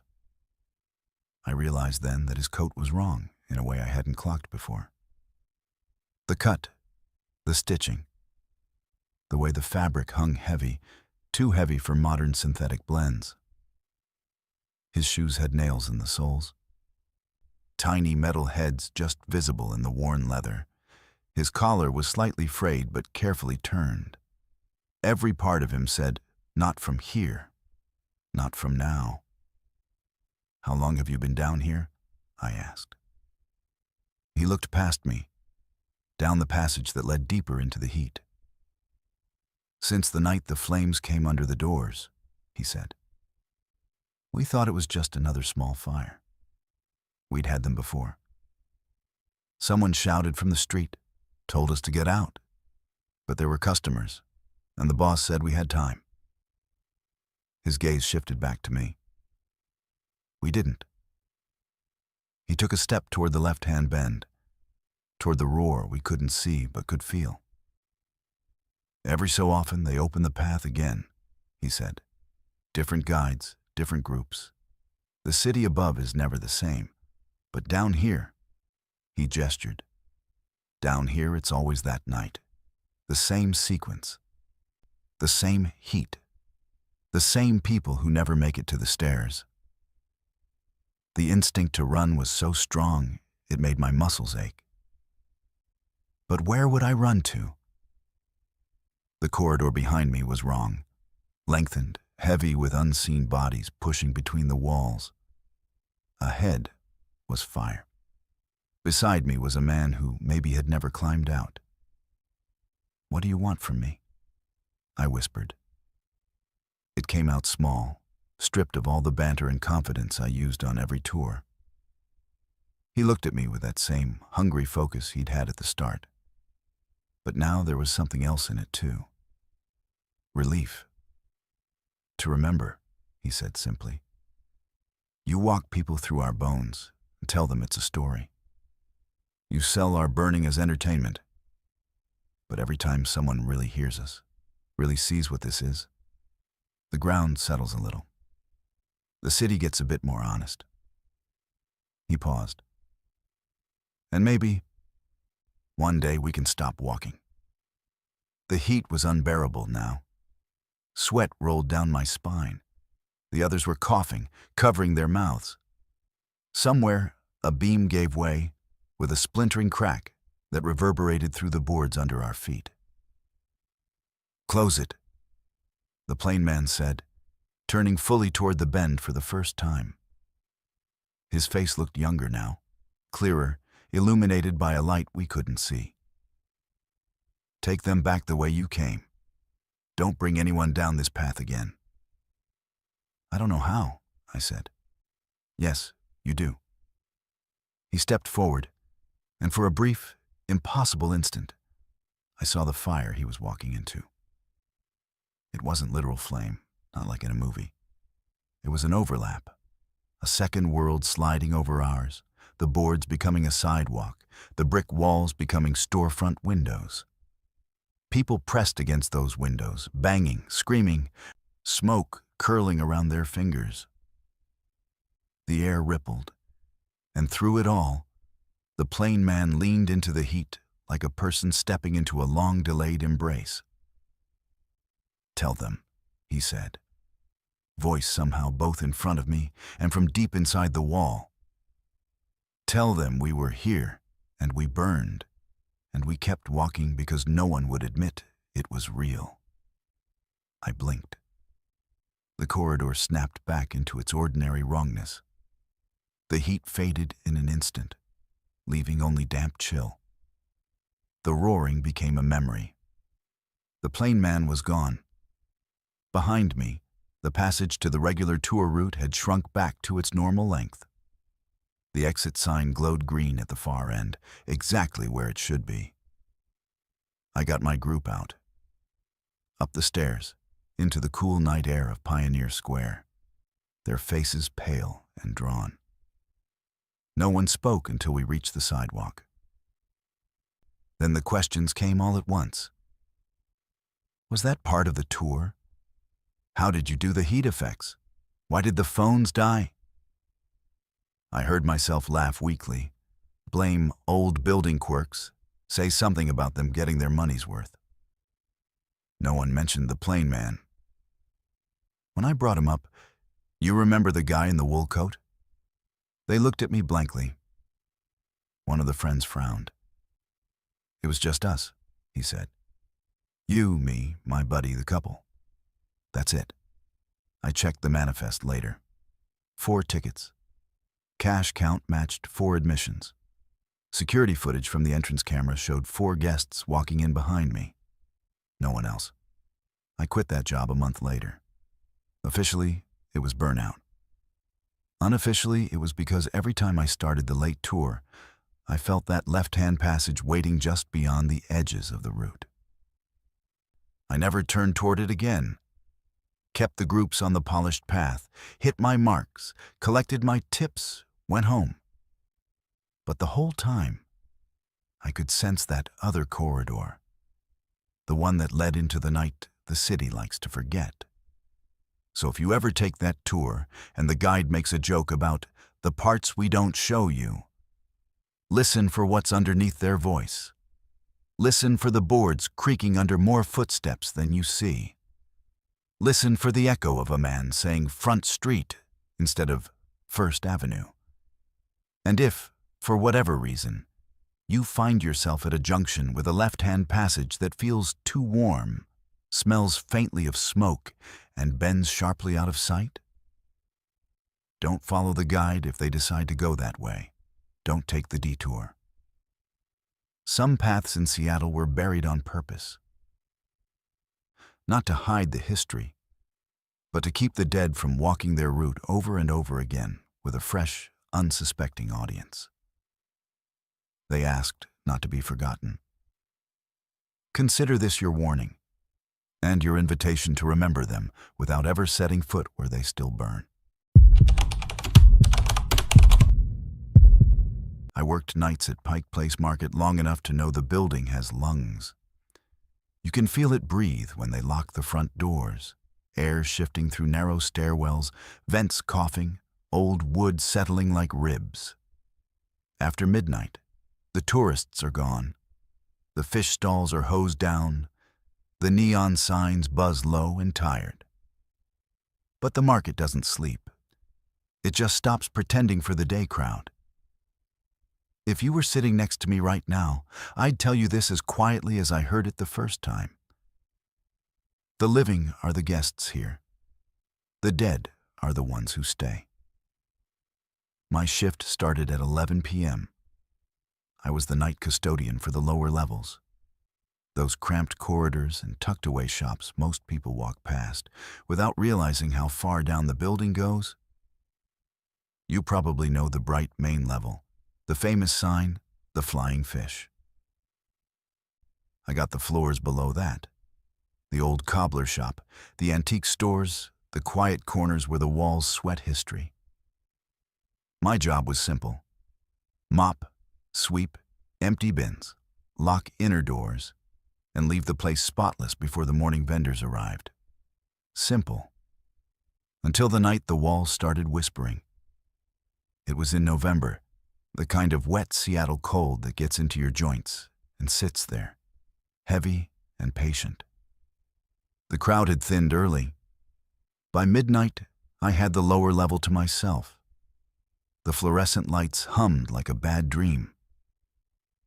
I remember thinking how loud my own footsteps felt as I pushed the mop bucket down the narrow hallway by the old shoe repair shop. That hallway always gave me a weird feeling. Low ceiling, close walls, the smell of leather and glue still clinging to the wood, even though the shop had been closed for years. I was wringing out the mop when I heard it. A voice. Faint, muffled, like someone speaking from the other side of a thick door. I froze. The hallway was empty. Every shop gate was pulled down and locked. At first, I thought it was a radio somewhere, or maybe noise drifting from upstairs. But then another voice answered. Different tone, different pitch. And both of them were speaking in a language I didn't recognize. The sound was coming from the left wall, directly where the cobbler shop used to be. I stepped closer, pressing my ear against the cool plaster. The voices were clearer now, overlapping, quick and animated. I caught fragments that sounded like commands, questions, jokes. The rhythm was human, even if the words weren't. There was laughter, sharp, sudden, cut off like someone had slapped a hand over their own mouth. I pulled back and looked around, expecting to see someone standing there, some speaker I'd never noticed. Nothing. Just my mop, my bucket, and that long, empty corridor breathing around me. You know that feeling when you try to convince yourself you're not afraid? I went into that mode. I told myself it had to be pipes. or some weird acoustic trick pulling sound from the street. I forced myself to keep cleaning. But the more time I spent there, the more I started to recognize patterns. The same cadence, the same voices, repeating at different hours of the night. Always from that same stretch of wall. Over the next few weeks, I started hearing different languages. Some I could roughly place. Chinese, maybe an older dialect. The consonants clipped and musical. What might have been Italian? Words tumbling into each other like they were rolling downhill. Something else harder, harsher, maybe Eastern European. None of it matched the casual noise of tourists. It felt older, denser, like these people had come here for something specific and never left. One night, curiosity got the better of me. I brought my phone and opened a translation app, hit record, pressed the microphone against the wall. The voices were there, clear as anything. I listened along as the app tried to pick up words, and got nothing. Just static, a few misread syllables. Then an error. No language detected. But I heard them. I heard them so clearly that my brain began to fill in gaps. Like when you listen to a song in another language long enough and start to feel like you know what it means, even if you don't. They weren't just talking. They were working. The scrape of something heavy dragged across a floor. The clink of tools. The rustle of fabric. At one point, a child's voice cut through, high and insistent, followed by a sharper adult tone that made my stomach clench. Not words I knew, but the meaning was obvious. Be quiet. Don't draw attention. I asked one of the older daytime maintenance guys about the hallway. He gave me that look people get when they're trying to decide if they should lie or tell you something that'll keep you up at night. Back when this place was first built, he said, these lower levels were full of small family shops. Immigrant families mostly. They lived in some of the back rooms. Overcrowded. No regulations. There was a fire down there, long time ago, early 1900s. Not the big one everyone knows about, a smaller one that never made it into the tour scripts.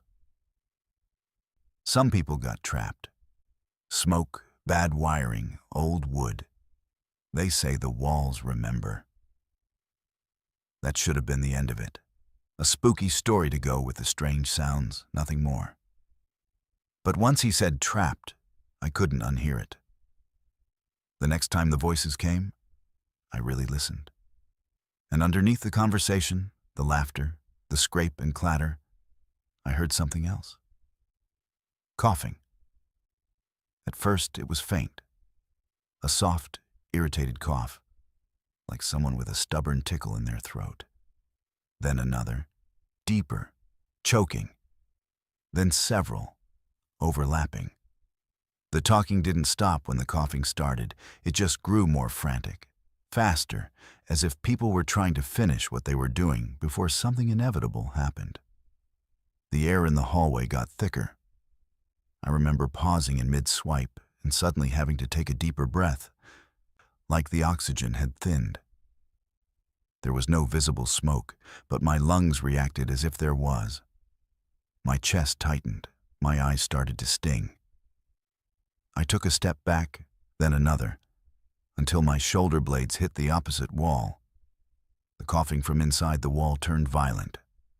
Someone was gasping now, words coming out in broken bursts. For the first time, I recognized something in the noise. Not a word exactly, but the universal sound every language knows. Help. I left the hallway that night before my shift was done.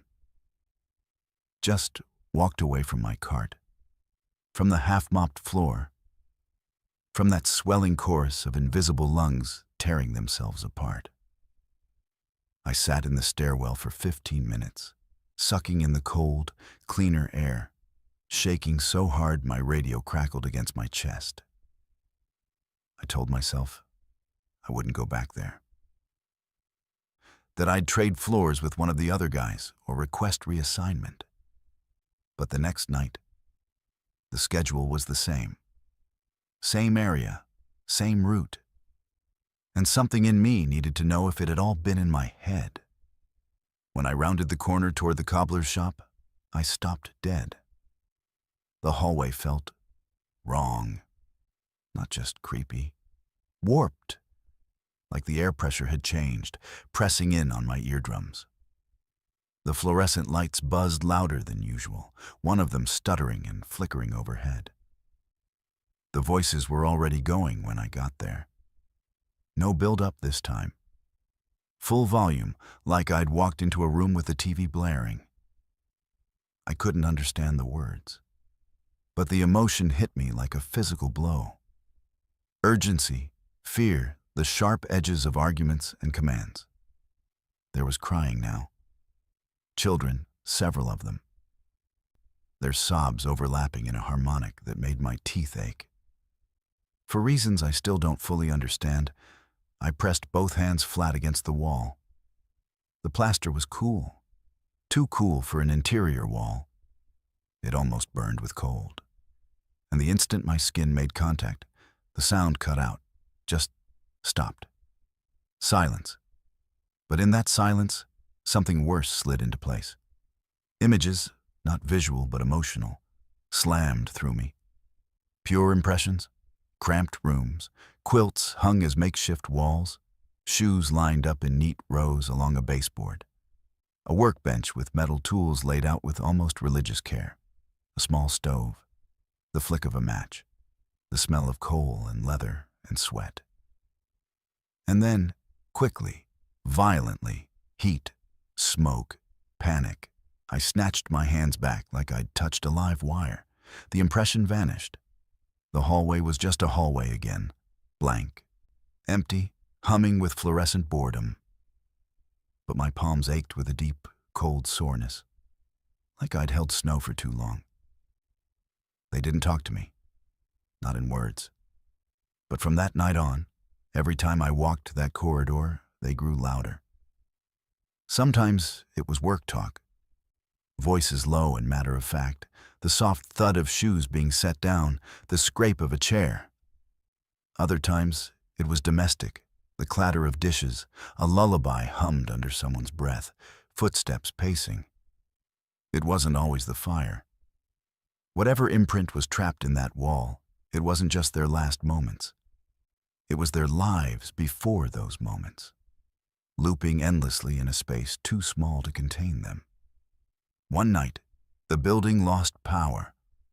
Storm outside, wind banging against the old windows, rain slanting sideways across the alleys. The emergency lights came on, dim red triangles at the ends of the halls. The market is old, and in that ghostly emergency glow, it looks even older.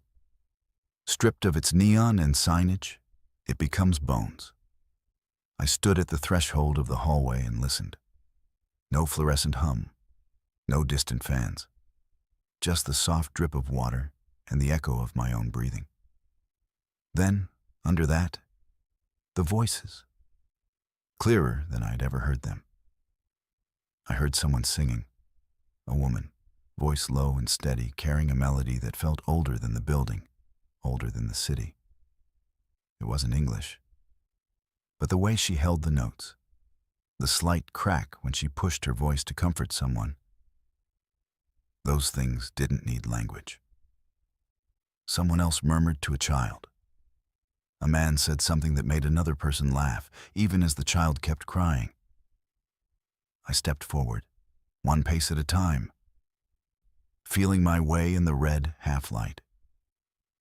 When I reached the spot where I'd always heard them strongest, I felt crowded, like I'd stepped into an already occupied space. The hair on my arms stood up, the skin on the back of my neck prickled. It felt like walking into a room where an argument had just happened, the air still charged with the leftover emotion. Then, for the first and only time, the voices shifted into something I could understand. Just one phrase. One sentence forced into my language, like someone on the other side of the wall had finally realized I was there and wanted to be sure I heard. "Don't forget us," a voice said. Clear, close, right in my ear. I flinched back so fast I hit the opposite wall. My radio squealed, a sharp burst of feedback that made me wince. And just like that, the power came back on. The fluorescents flickered, buzzed to life, flooding the hallway with their sickly light. The voices vanished as completely as if someone had slammed a door. I finished my shift in a kind of numb autopilot, mopped, emptied bins, signed my sheet. But something fundamental had changed. The market no longer felt like an old building with creaks and quirks. It felt inhabited, layered, alive with people who no longer had bodies, but still had routines, jokes, children, fears. I started reading about Pike Place history after that. Not the sanitized tour version, the real stuff. The fires, the tenement-like housing packed into its lower levels in the early days. The immigrant families who lived and worked in the same cramped spaces, using improvised wiring, oil lamps, coal stoves. The small blazes that were put out quickly and the larger ones that weren't. Official records are thin, but between the lines, you can feel it. Lives burned up and written off as footnotes. I don't work there anymore. Day job now, different building, different neighborhood. But sometimes, when I walk through Pike Place as a civilian, part of the daytime crowd, I see tour groups stop near that hallway. The guide points out something else entirely. A comic shop, a curiosity store, some odd bit of trivia. They laugh, take pictures, move on. Nobody ever mentions the fire that isn't on the record, or the families who might still be living entire lives inside the walls, unaware that the city above them has changed 100 times. If you ever find yourself there late, when the crowds thin and the stalls start closing, listen closely as you walk past the lower levels. Don't just hear the buskers and the last orders and the clink of glasses from the nearby bars. Listen for the layers underneath, for the sewing of leather, for the clatter of wooden soles on old floors, for a lullaby that doesn't belong to your language, but still makes the back of your throat tighten. If you hear it, don't press your ear to the wall. Don't put your hands where mine were. Because once you know they're there, you can't unknow it. You'll walk through this city aware that some buildings breathe not just air, but memory. And some walls are not just holding up ceilings. They're holding in people who never got the chance to leave. They asked me not to forget them. So now, when I pass by and the tour guide's voice floats above the crowd, I glance at that hallway and nod. Just a little. A stupid, human gesture toward what most people would insist isn't there. But you work nights long enough in Seattle, you realize something. This city has layers, and not all of them are made of concrete and brick. Some are made of voices pressed so deep into the walls that they bleed through when the building thinks no one is listening. And if you walk those halls alone after midnight, trust this: something is listening back. Driving an empty light rail train through Seattle at night sounds peaceful until you realize how many places along that line feel like they're waiting for something. Or someone. If you were sitting in the front cab with me, watching the tunnels swallow the beams of our headlights, you'd notice it too. That sense that the city isn't really asleep. It's just turned its face away. I took an overnight operator shift because I liked that quiet. No crowds, no rush hour panic, just a metal snake gliding through stations that felt like abandoned stages. For months, it was exactly that. Then one night at Capitol Hill Station, a passenger boarded my empty train after closing. from a platform that was supposed to be locked. It was one of those nights where the rain hit the tunnel entrances sideways, leaving streaks on the windshield even underground. The schedule was a maintenance loop. No live service, just me moving a 3-car train back and forth between Northgate and Angle Lake, so crews could test systems, run diagnostics, and do whatever it is they do at that hour. All the public entrances were closed. Station access for workers only. In the cab, every door indicator was green. Every camera showed what it was supposed to show. Empty platforms, lonely benches, occasional cleaner with a trash bag. By the time I coasted into Capitol Hill, I'd been alone for 3 runs in a row. I announced, out of habit, "Capitol Hill Station, no passengers, maintenance only," to a car full of no one. Old reflex. The train eased to a stop, doors stayed locked, and I waited for the signal to depart again. That's when the chime sounded. You know that little 2-tone ding that happens right before the doors open? It rang in my cab, clear as anything, and 3 of the door lights on my panel flicked from locked to open red. I jerked forward in my seat. I hadn't touched the controls. The system shouldn't have cycled. But the indicator showed car 2, side B, doors open. For a second, I thought it was a glitch. Old software, bad relay, something for maintenance to write up later. Then, from the camera feed for that car, I saw movement. A figure stepped through the doorway from the platform. One person, no backpack, no umbrella, no phone in hand. Just a dark coat, hood down, hair soaked like they'd been walking in the rain for hours. They moved with purpose, not like someone who'd slipped through a half-closed gate. More like someone who knew exactly where they were and where they were supposed to be. "Who the hell?" I muttered, flipping through camera views. Every platform camera in the station still showed the same thing. Closed gates, no staff in sight, no one on the platform. But inside my train, in car 2, that person walked calmly down the aisle and sat in the middle, facing straight ahead. Protocol said I should call control, report an unauthorized boarding. But something about the way they sat there froze me. Not slumped like someone high or drunk, not fidgeting like a fare dodger hoping not to get caught. Just waiting. I took a breath, hit the intercom. This is operator," I said, voice sounding thinner than I wanted. "We're not in service. You're not supposed to be on this train. Please exit the vehicle." The figure didn't move. For a moment I thought maybe they couldn't hear me. The speaker in that car sometimes crackled. I switched to the PA that broadcast down the whole train. "This train is out of service," I repeated, trying to sound more firm. "You need to exit at Capitol Hill Station. Doors will remain open until you leave."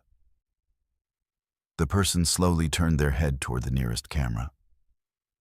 They didn't look up at it exactly, more like through it.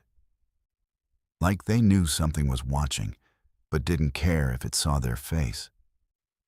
Here's the part that still twists my stomach when I think about it. I knew that face, or I should have. Not personally, but from the little memorial taped to the operator's lounge bulletin board. The one for the driver who died 3 years before I hired on. The story everyone tells new hires once they're comfortable enough around you to share the tragedies. Signal malfunction, train overshooting at Angle Lake, collision with the buffer stop. Overnight turn, 1 fatality, the operator. This passenger looked exactly like the photo on that yellowing memorial paper. Same tired eyes, same half-solemn, half-embarrassed smile.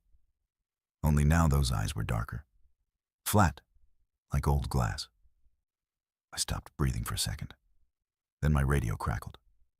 "Train 91, why are your doors open?" Control asked. "You're supposed to be running closed loop."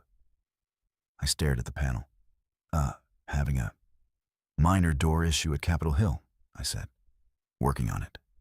Copy, they replied. No personnel scheduled at that station. Clear it and roll when you can. No personnel, no excuse for anyone to be on that platform, let alone on my train. I could have overridden the doors and forced them closed, but that would have meant moving the train with someone on board. And every cell in my body screamed that I did not want to be trapped in a tunnel with whatever that was. So I did the thing that makes no sense from the outside, but feels like the only option when you're neck deep in it. I left the cab. Stepping out onto the empty platform, the silence hit me. Not the usual quiet, thick, humming, alive. Even the air felt still, like the station was holding its breath. The open car door waited 10 yards down. Light spilled out onto the tiles. From where I stood, I couldn't see inside. I could only hear my own footsteps and the faint, steady hum of the train systems. As I reached the door, a cold draft slid past me, like someone squeezing by in a tight hallway. I flinched and looked up, but no one was there. The air inside the car, though, felt colder than the platform by several degrees. "Sir?" I called, keeping my voice as level as I could. "You can't ride this train. It's not in service. You need to—" I stepped inside and stopped. The car was empty. Seats, poles, advertisements for local colleges and phone plans. No passenger, no wet footprints, no sign that anyone had ever been there. I turned slowly, scanning every row. Nothing. But when I glanced down at the floor by the seat where I'd seen him sit on the camera, I noticed one small thing. A dark streak, like a line of grease or soot, smudged where a boot heel would have rested. The doors behind me chimed. Not my doing. The system had decided they were closing. Instinct took over. I jumped back onto the platform just as they hissed shut. In the cab, the door indicators were all green again. Closed. Secure. The interior camera for car 2 showed nothing but empty seats and the faint reflection of my own pale face in the monitor glass. I could have told myself it was a glitch, a double image, residual footage from another time. I almost did. But then the train lurched, not forward, but somehow, sideways. My stomach did that elevator drop thing even though we hadn't moved an inch along the tracks. "Train 91, you're late for departure," Control said. "You good to go?" I swallowed. "Yeah," I said. "Rolling now." We pulled out of Capitol Hill. The tunnels swallowed us. The usual landmarks, those emergency alcoves, maintenance doors, the faint changes in the tunnel walls you learn like mile markers, seemed subtly wrong. Spaced differently. Too close, then too far. Time hiccuped. One moment I was watching the speedometer climb. The next, we were coasting, and I couldn't remember having applied any throttle. That's when I saw him again. Not in the car this time. In the reflection. The windshield of a light rail cab is like a dark mirror when you're in a tunnel. If you look at it just right, you can see your own face floating over the tracks. The faint suggestion of the cab behind you. As I stared into that black glass, I saw another figure standing just behind my left shoulder. He wore the same uniform I did. Same high-visibility vest. Same company logo on the chest. But the vest was darkened across the front, as if soaked in something. His face was turned slightly toward the side, watching the tunnel. I knew, in that deep animal way, you know when someone is in a room with you, even if they don't make a sound, that if I turned around to look directly, there would be nothing there. So I didn't. I kept my eyes on the reflection. "You're not supposed to be here," I said under my breath. His mouth moved in the glass. I didn't hear a voice in the cab. I heard it in my head, like a memory. "Neither are you," it said. "Not on this run." For a second, the tunnel warped around us. The walls seemed to flex, like we were sliding through something too tight. The signal lights on the panel flickered. Angle Lake, the terminus where that operator had died, felt suddenly much farther away than a few stations. "What do you want?" I whispered. The reflection shifted its gaze to meet mine. His eyes were blank and furious all at once. "Off," was all he said. The speed dropped, not because I pulled back on the controller, but because the train simply slowed, coasting where it should have powered. The signal ahead glowed yellow, then red. My radio sparked to life, control barking about unexpected braking. I barely heard them. By the time we rolled into the next station, University Street, we were crawling. The moment the doors aligned, they unlocked with a soft click, even though no one had commanded it. I didn't argue. I didn't wait. I put the train in hold, grabbed my bag, and stepped out.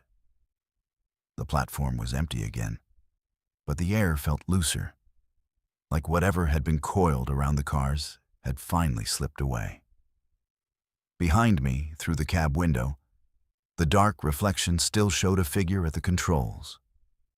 One hand on the controller, eyes forward, doing the job. "Train 91, why did you offload?" Control demanded in my ear. "You're not scheduled to stop there. Respond." I clicked the radio. "Door malfunction continuing," I said, voice shaking but steady enough. "Recommend taking this consist out of rotation. I'm not safe to operate right now." There was a pause on the line. Then, surprisingly, "Copy. Power down at the platform. Supervisor is on the way." I left that train with the lights still on and the systems humming, like a beast resting.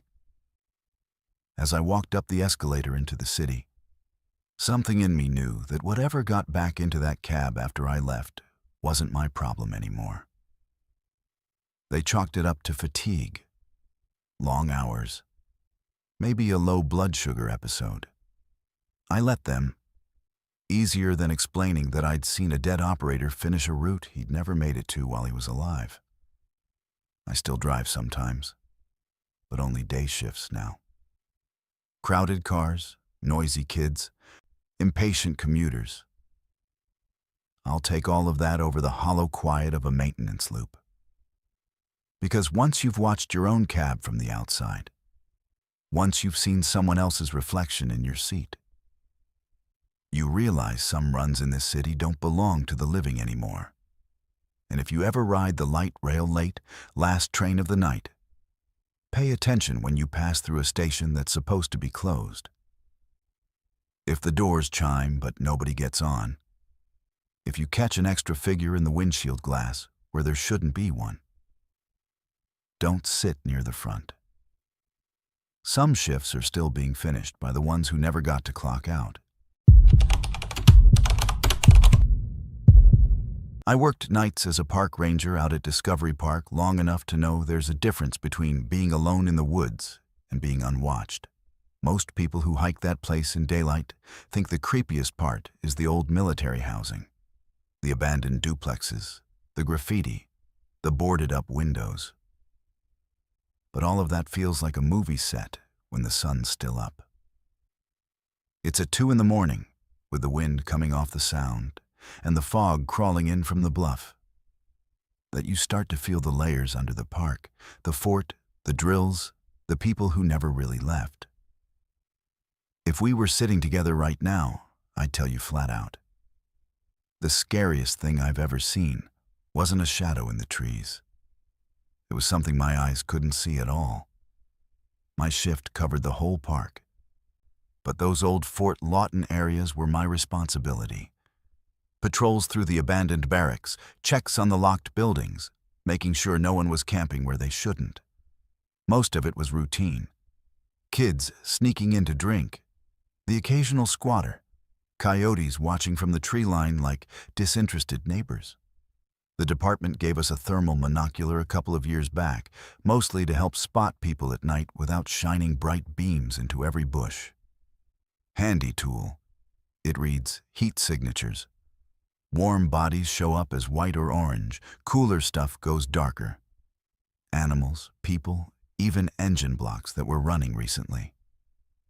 You get used to reading the world that way. It was a January night, clear and cold enough that my breath came out in long, pale streams. The sky above the park was darker than the city glow behind it. Stars faint but visible. I remember thinking how quiet it was. Even the hum of the city felt like it had taken a step back. I was walking the loop near the old barracks row, long, low buildings with boarded windows and peeling paint, standing in a line like tired soldiers. My flashlight traced over doorways, already secured earlier. Nothing out of place. Then my radio crackled. Unit on Lawton Loop. Any chance you can sweep the officers' row again? We had a noise complaint from the neighborhood. Someone thought they heard voices. I glanced over at the empty structures. No light leaking from anywhere, no movement. On it, I answered. And because it was cold and my fingers needed a distraction, I pulled out the thermal and took a lazy sweep across the fronts of the buildings. The barracks glowed in dull shapes, just retained heat from the day, a little warmer than the air. Trees and bushes were nearly black. The road was a faint ribbon. Nothing weird. I started walking, scanning, footsteps crunching on frosty pavement.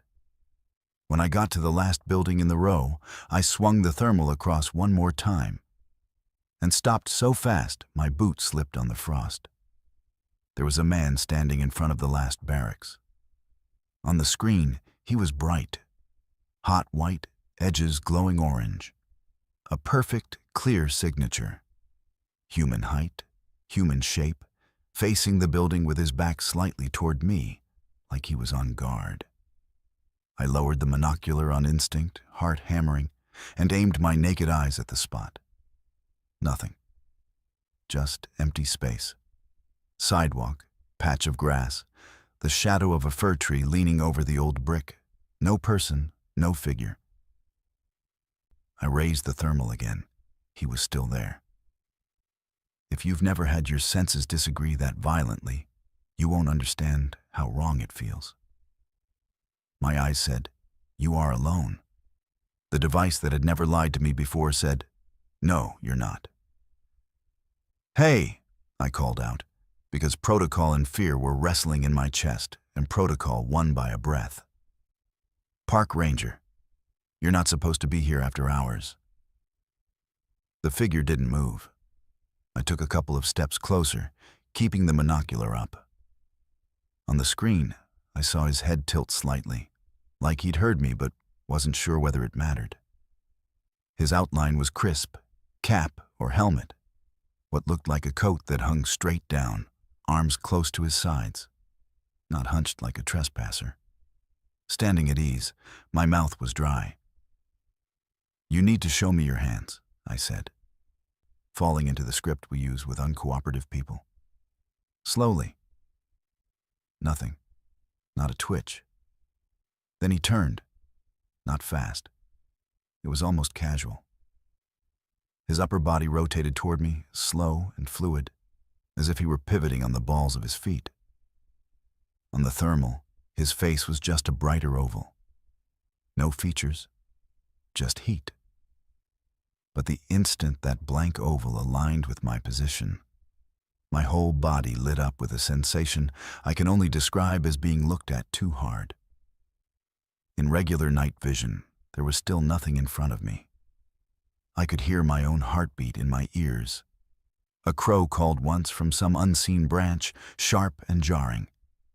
The air, already cold, seemed to thin another degree.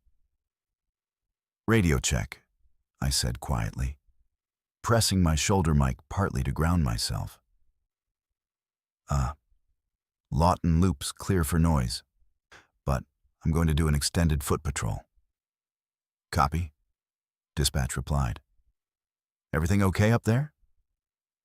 I hesitated, looking back through the thermal. The figure had taken a step toward me now, just one stride. But it closed more distance than it should have. Like the space between us wasn't behaving. Still bright, still human-shaped, still invisible to my naked eyes. Yeah, I lied. Just being thorough. When I let go of the mic, the radio hissed with a soft burst of static that almost sounded like words. I told myself it was in my head. I kept the monocular up and walked backward, not wanting to turn my back on whatever it was. The figure moved too, not in sync with my steps exactly, but in a pattern that kept the distance between us nearly the same. He wasn't rushing.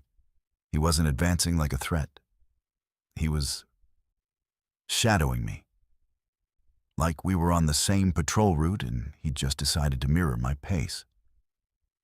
The old officers' houses loomed to my right, their dark windows blank. In another life, men had stood where I was standing, smoking, talking, leaning of an evening, unaware that decades later some other night worker would be sharing the sidewalk with one of them. The thought came uninvited and nasty. What if he thinks you're the ghost? I almost laughed out of sheer panic. A small choked sound escaped me instead. Look, I said, because I had to say something, even if I was talking to empty air. If you can hear me, you're not in trouble, okay? I just need you to, I don't know, let me finish my job without losing my mind. For the first time, the figure reacted. He stopped. Just stopped moving, dead still in the thermal view. The bright oval of his head dipped, as if he'd tilted it slightly, considering me. The air around me thickened. I could smell something faintly metallic, like old pennies and gun oil, the kind of scent shooting ranges have baked into their walls. I lowered the thermal, pulse pounding. There was still nothing there. I took a deep breath that tasted like rust and salt air and something stale. Were you stationed here? I asked the dark. At Fort Lawton? Silence. The kind of silence that isn't empty, more like a full room where everyone has suddenly gone quiet to listen. I lifted the monocular again. He was closer now. Too close. 10 feet away at most, body angled toward me, that blank, glowing oval fixed on my spot. For a second, a sharper heat flared at his chest area, like a burst of intense warmth, before dimming again. The monocular's gain flickered with it. Scrambling to adjust. There's a thing they teach you about old bases like this. A lot of stories never made it into the official records. Training accidents, fights, people who went AWOL and were quietly buried in paperwork rather than in the ground. Standing there with that heat signature in front of me, it hit me that maybe some of them never left their posts. I see you, I heard myself say. I can't see you, but I see you on this. I held up the device a little, half ridiculous, like I was showing a photo. You're still on duty, aren't you? The wind rustled through the dry grass. An old metal sign creaked faintly on a loose bolt. The figure stayed fixed in place, bright and solid in the thermal lens. Then, ever so slightly, he lifted one arm. Not fast, not aggressive. The motion was smooth, practiced. Hand up, elbow bent. A perfect, unmistakable military salute. From the outside, if someone had been watching me, it would have looked like I was staring at nothing on an empty road, suddenly choking on air. But through the lens, that glowing silhouette held the salute for a long heartbeat, then slowly lowered it. The metallic smell was stronger now. Under it, another note, A faint whiff of sweat, wool, canvas. The ghosts of old uniforms. I did the only thing that felt right. I raised my own hand, fingers to the brim of my cap, and returned the salute. I swear to you, the temperature around me dropped like someone had opened a freezer. The thermal image flared bright white one last time, then thinned, lines blurring, edges dissolving. Within 3 seconds, the space where he'd stood was as dark and cool as the trees behind him. Gone. Just gone. The metallic scent faded. Somewhere in the distance, a barred owl called, its hoot normal and almost stupidly alive. The night slid back into its usual shape. I stood there shaking for maybe a full minute, the monocular hanging useless in my hand. Eventually, I managed to key the radio. "Lawton Loop all clear," I said, voice rough. "No further noise, continuing patrol." "Copy," dispatch replied. "Nice and quiet night up there, huh?" I almost laughed. "Yeah," I said. "Nice and quiet." I finished my shift. I walked past that row of barracks twice more before dawn, thermal clipped back to my belt, eyes resolutely on the physical world. I didn't see him again. But the next time I pulled the device up, out of habit, the first thing I saw was my own heat signature reflected in a dark window. Bright, alive, temporary.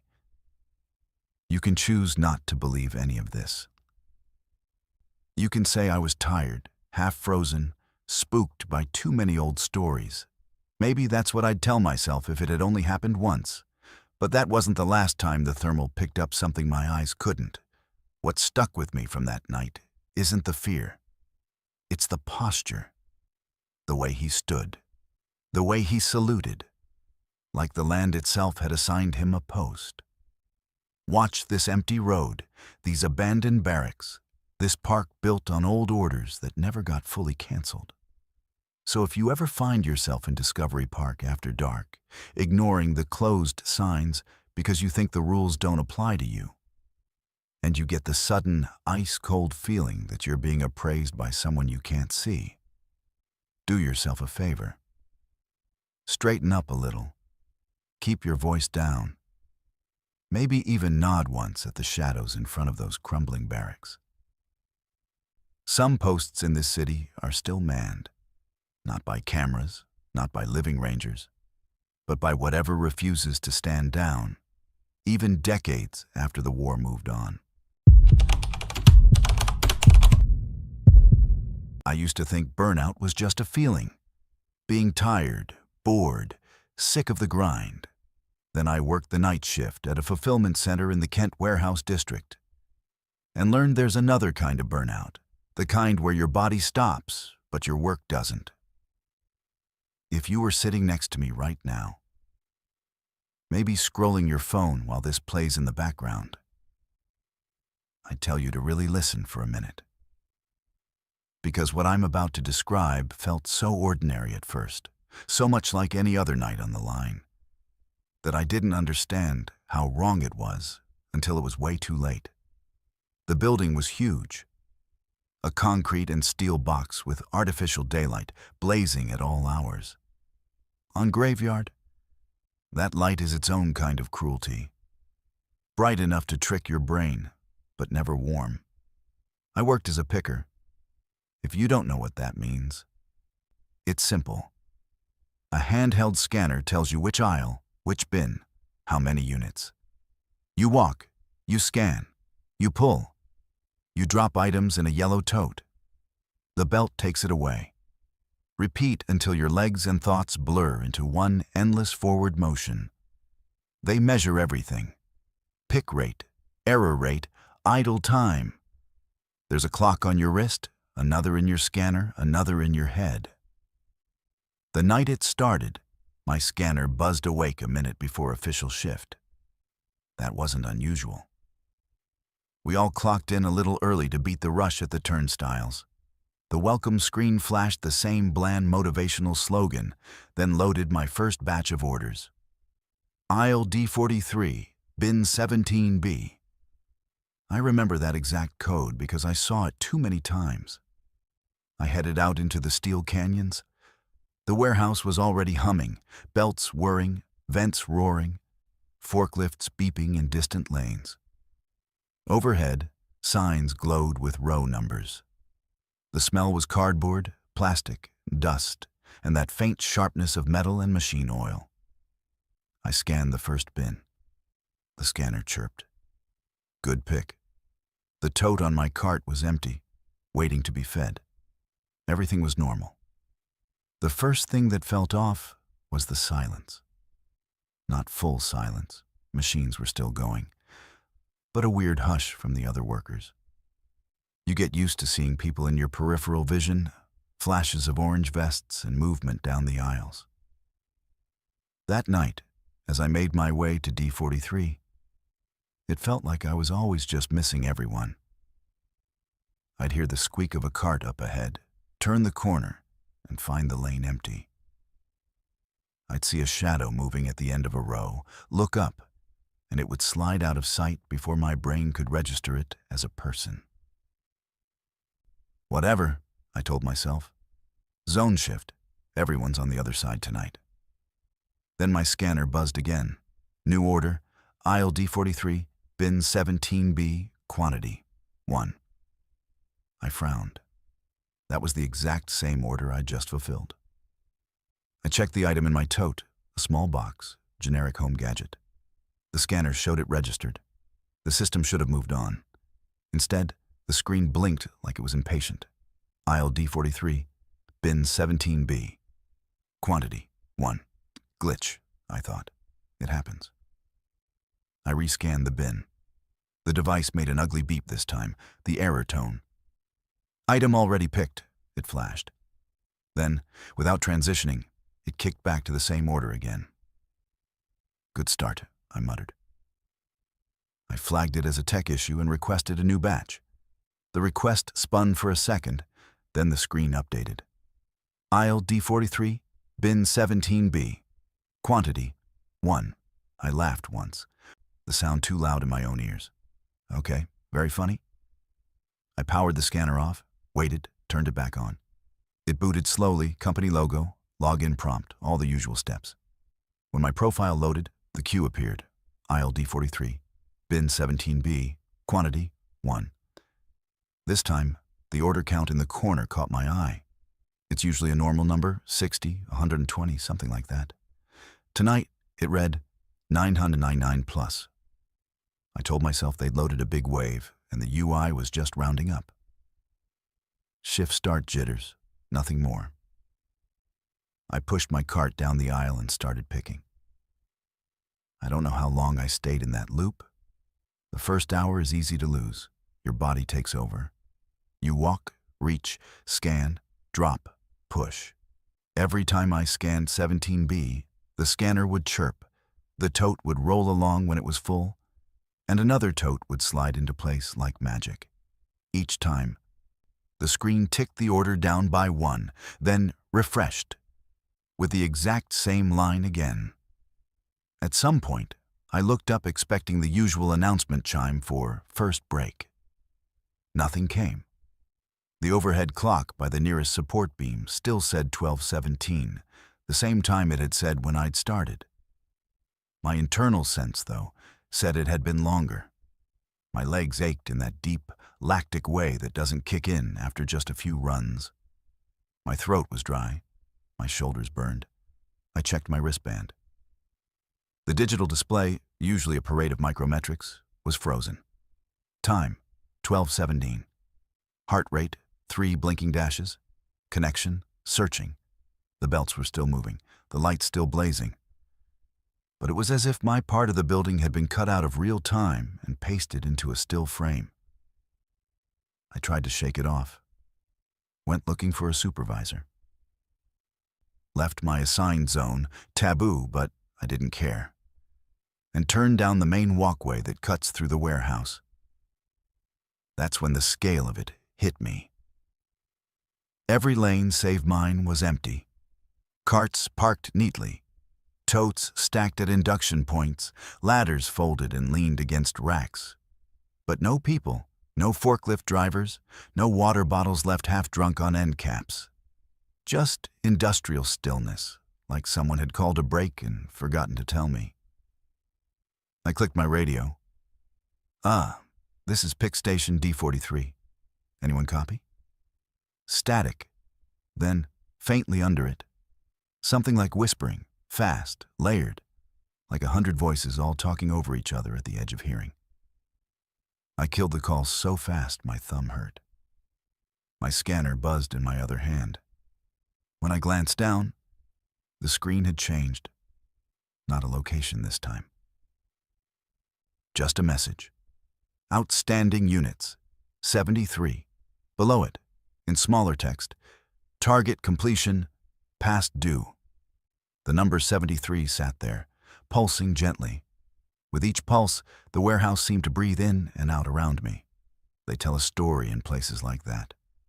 In late shift break rooms when everyone's too tired to filter themselves, about a forklift accident a few years back. Night shift, compressed schedule. A picker cut through a blind intersection too fast. A forklift came the other way, just a fraction too quick. And by the time anyone understood what had happened, it was already over. The order queue for that workers' station had 73 units left when they died. It's one of those details that sticks in your head even if you don't want it to. Staring at my scanner, that number didn't feel like a coincidence. I'm not them, I whispered, like the system could hear me. That wasn't me. The number didn't change. The message at the bottom did. Shift status. Incomplete. I don't remember deciding to go back to the aisle. My feet took me there, the way you go back to a bad habit even after it's hurt you. D43 loomed ahead, tall racks forming a canyon of boxed goods. Bin 17B waited at waist height, innocent and ordinary. The little label with its barcode might as well have been a keyhole. I scanned it. The scanner chirped. Another unit registered. Outstanding units, 72. The air around me seemed to tighten, like the building was leaning in. So that's what it wanted. You'd think people don't negotiate with software. But that's all the job is, really. You agree to turn parts of yourself into numbers, and in return, the system tells you that you're doing okay. I told myself if I just did this, if I just cleared that cursed count, whatever was happening would reset. The clock would jump. The PA would announce break. People would flood back into the aisles, complaining about the cold. So I started working like my life depended on it. Pick, scan, drop. The tote would roll away, one after another, as fast as I could fill them. Every time I glanced at the scanner, the number clicked down. 69, 63, 58. My shoulders screamed. My fingers went numb inside my gloves. I stopped thinking in words, reduced to a litany of locations and quantities. The weird thing was the stock. In a normal night, you clear out a bin pretty quick. You have to restock or get reassigned when you run dry. That night, 17B never emptied. My hand sank into the same cardboard case, closing on the same shape over and over. It was like the physical world had decided to cooperate with the glitch. At outstanding units 20, the white noise in the air changed. It took me a minute to realize I was hearing footsteps that weren't mine, not properly, but an echo of them. Other pickers, maybe. A whole ghost shift of people stuck in the same mindless loop. I didn't see anyone, but I felt them. The vibration of carts rolling, the sigh of exertion, a cough, a muttered curse in a language I don't speak. At 10, my vision tunneled. The world shrank to the next tote, the next beep, the relentless countdown. I don't know if I was crying, but my face was wet. My scanner felt sticky in my hand, like something thicker than sweat had seeped into the plastic. At 1, everything stopped. The scanner flashed. Outstanding units. 0 target completion. Met for a second. Nothing changed. No fanfare. No blare of some invisible trumpet. Just that flat corporate language blinking back at me. Then, in the top corner of the screen, where my name and employee ID usually sat, the text blurred and reformed. Shift complete. Below that, a final note in a slightly different font, like a system message from a deeper layer. You may go. The lights above me flickered. Once. Twice. The ache in my legs hit all at once, like someone had dropped a weight onto my muscles. My wristband display came back to life, screaming numbers, heart rate through the roof, timestamp blinking 4:53 a.m., like it had always known what time it was. Somewhere in the distance, a forklift horn blared, human and normal. Voices drifted down the main aisle, tired and complaining. The world rushed back in. I don't remember the walk to the punch clock. Just the feeling of the cold night air hitting my face as I stepped out of the building, and the way the parking lot lights looked softer than the ones inside, like real stars instead of manufactured suns. They said later there'd been a brief network glitch at the start of shift. You might have seen some weirdness on your scanner, one tech told me, but it would have corrected pretty quick. I nodded and said nothing. I put in my notice that week. You can believe all that or not. You can say I was exhausted, that I hallucinated half of it, that stress and repetition do strange things to the brain. But here's what I know. A warehouse is designed to turn people into extensions of an algorithm. When you're inside that long enough, when your worth is measured in units per hour and the system never truly stops, it's not hard to imagine that some part of you keeps walking those aisles even after your body can't. And if you ever find yourself on Graveyard in a place like that, Kent, Sumner, any of those big anonymous boxes glowing against the dark, pay attention if your scanner ever shows you a number that doesn't make sense. Especially if it says 73. Especially if the building feels a little too empty, like you're the only one left running a shift that should have ended years ago. If the screen ever tells you, you may go, don't wait around to see what happens if you don't.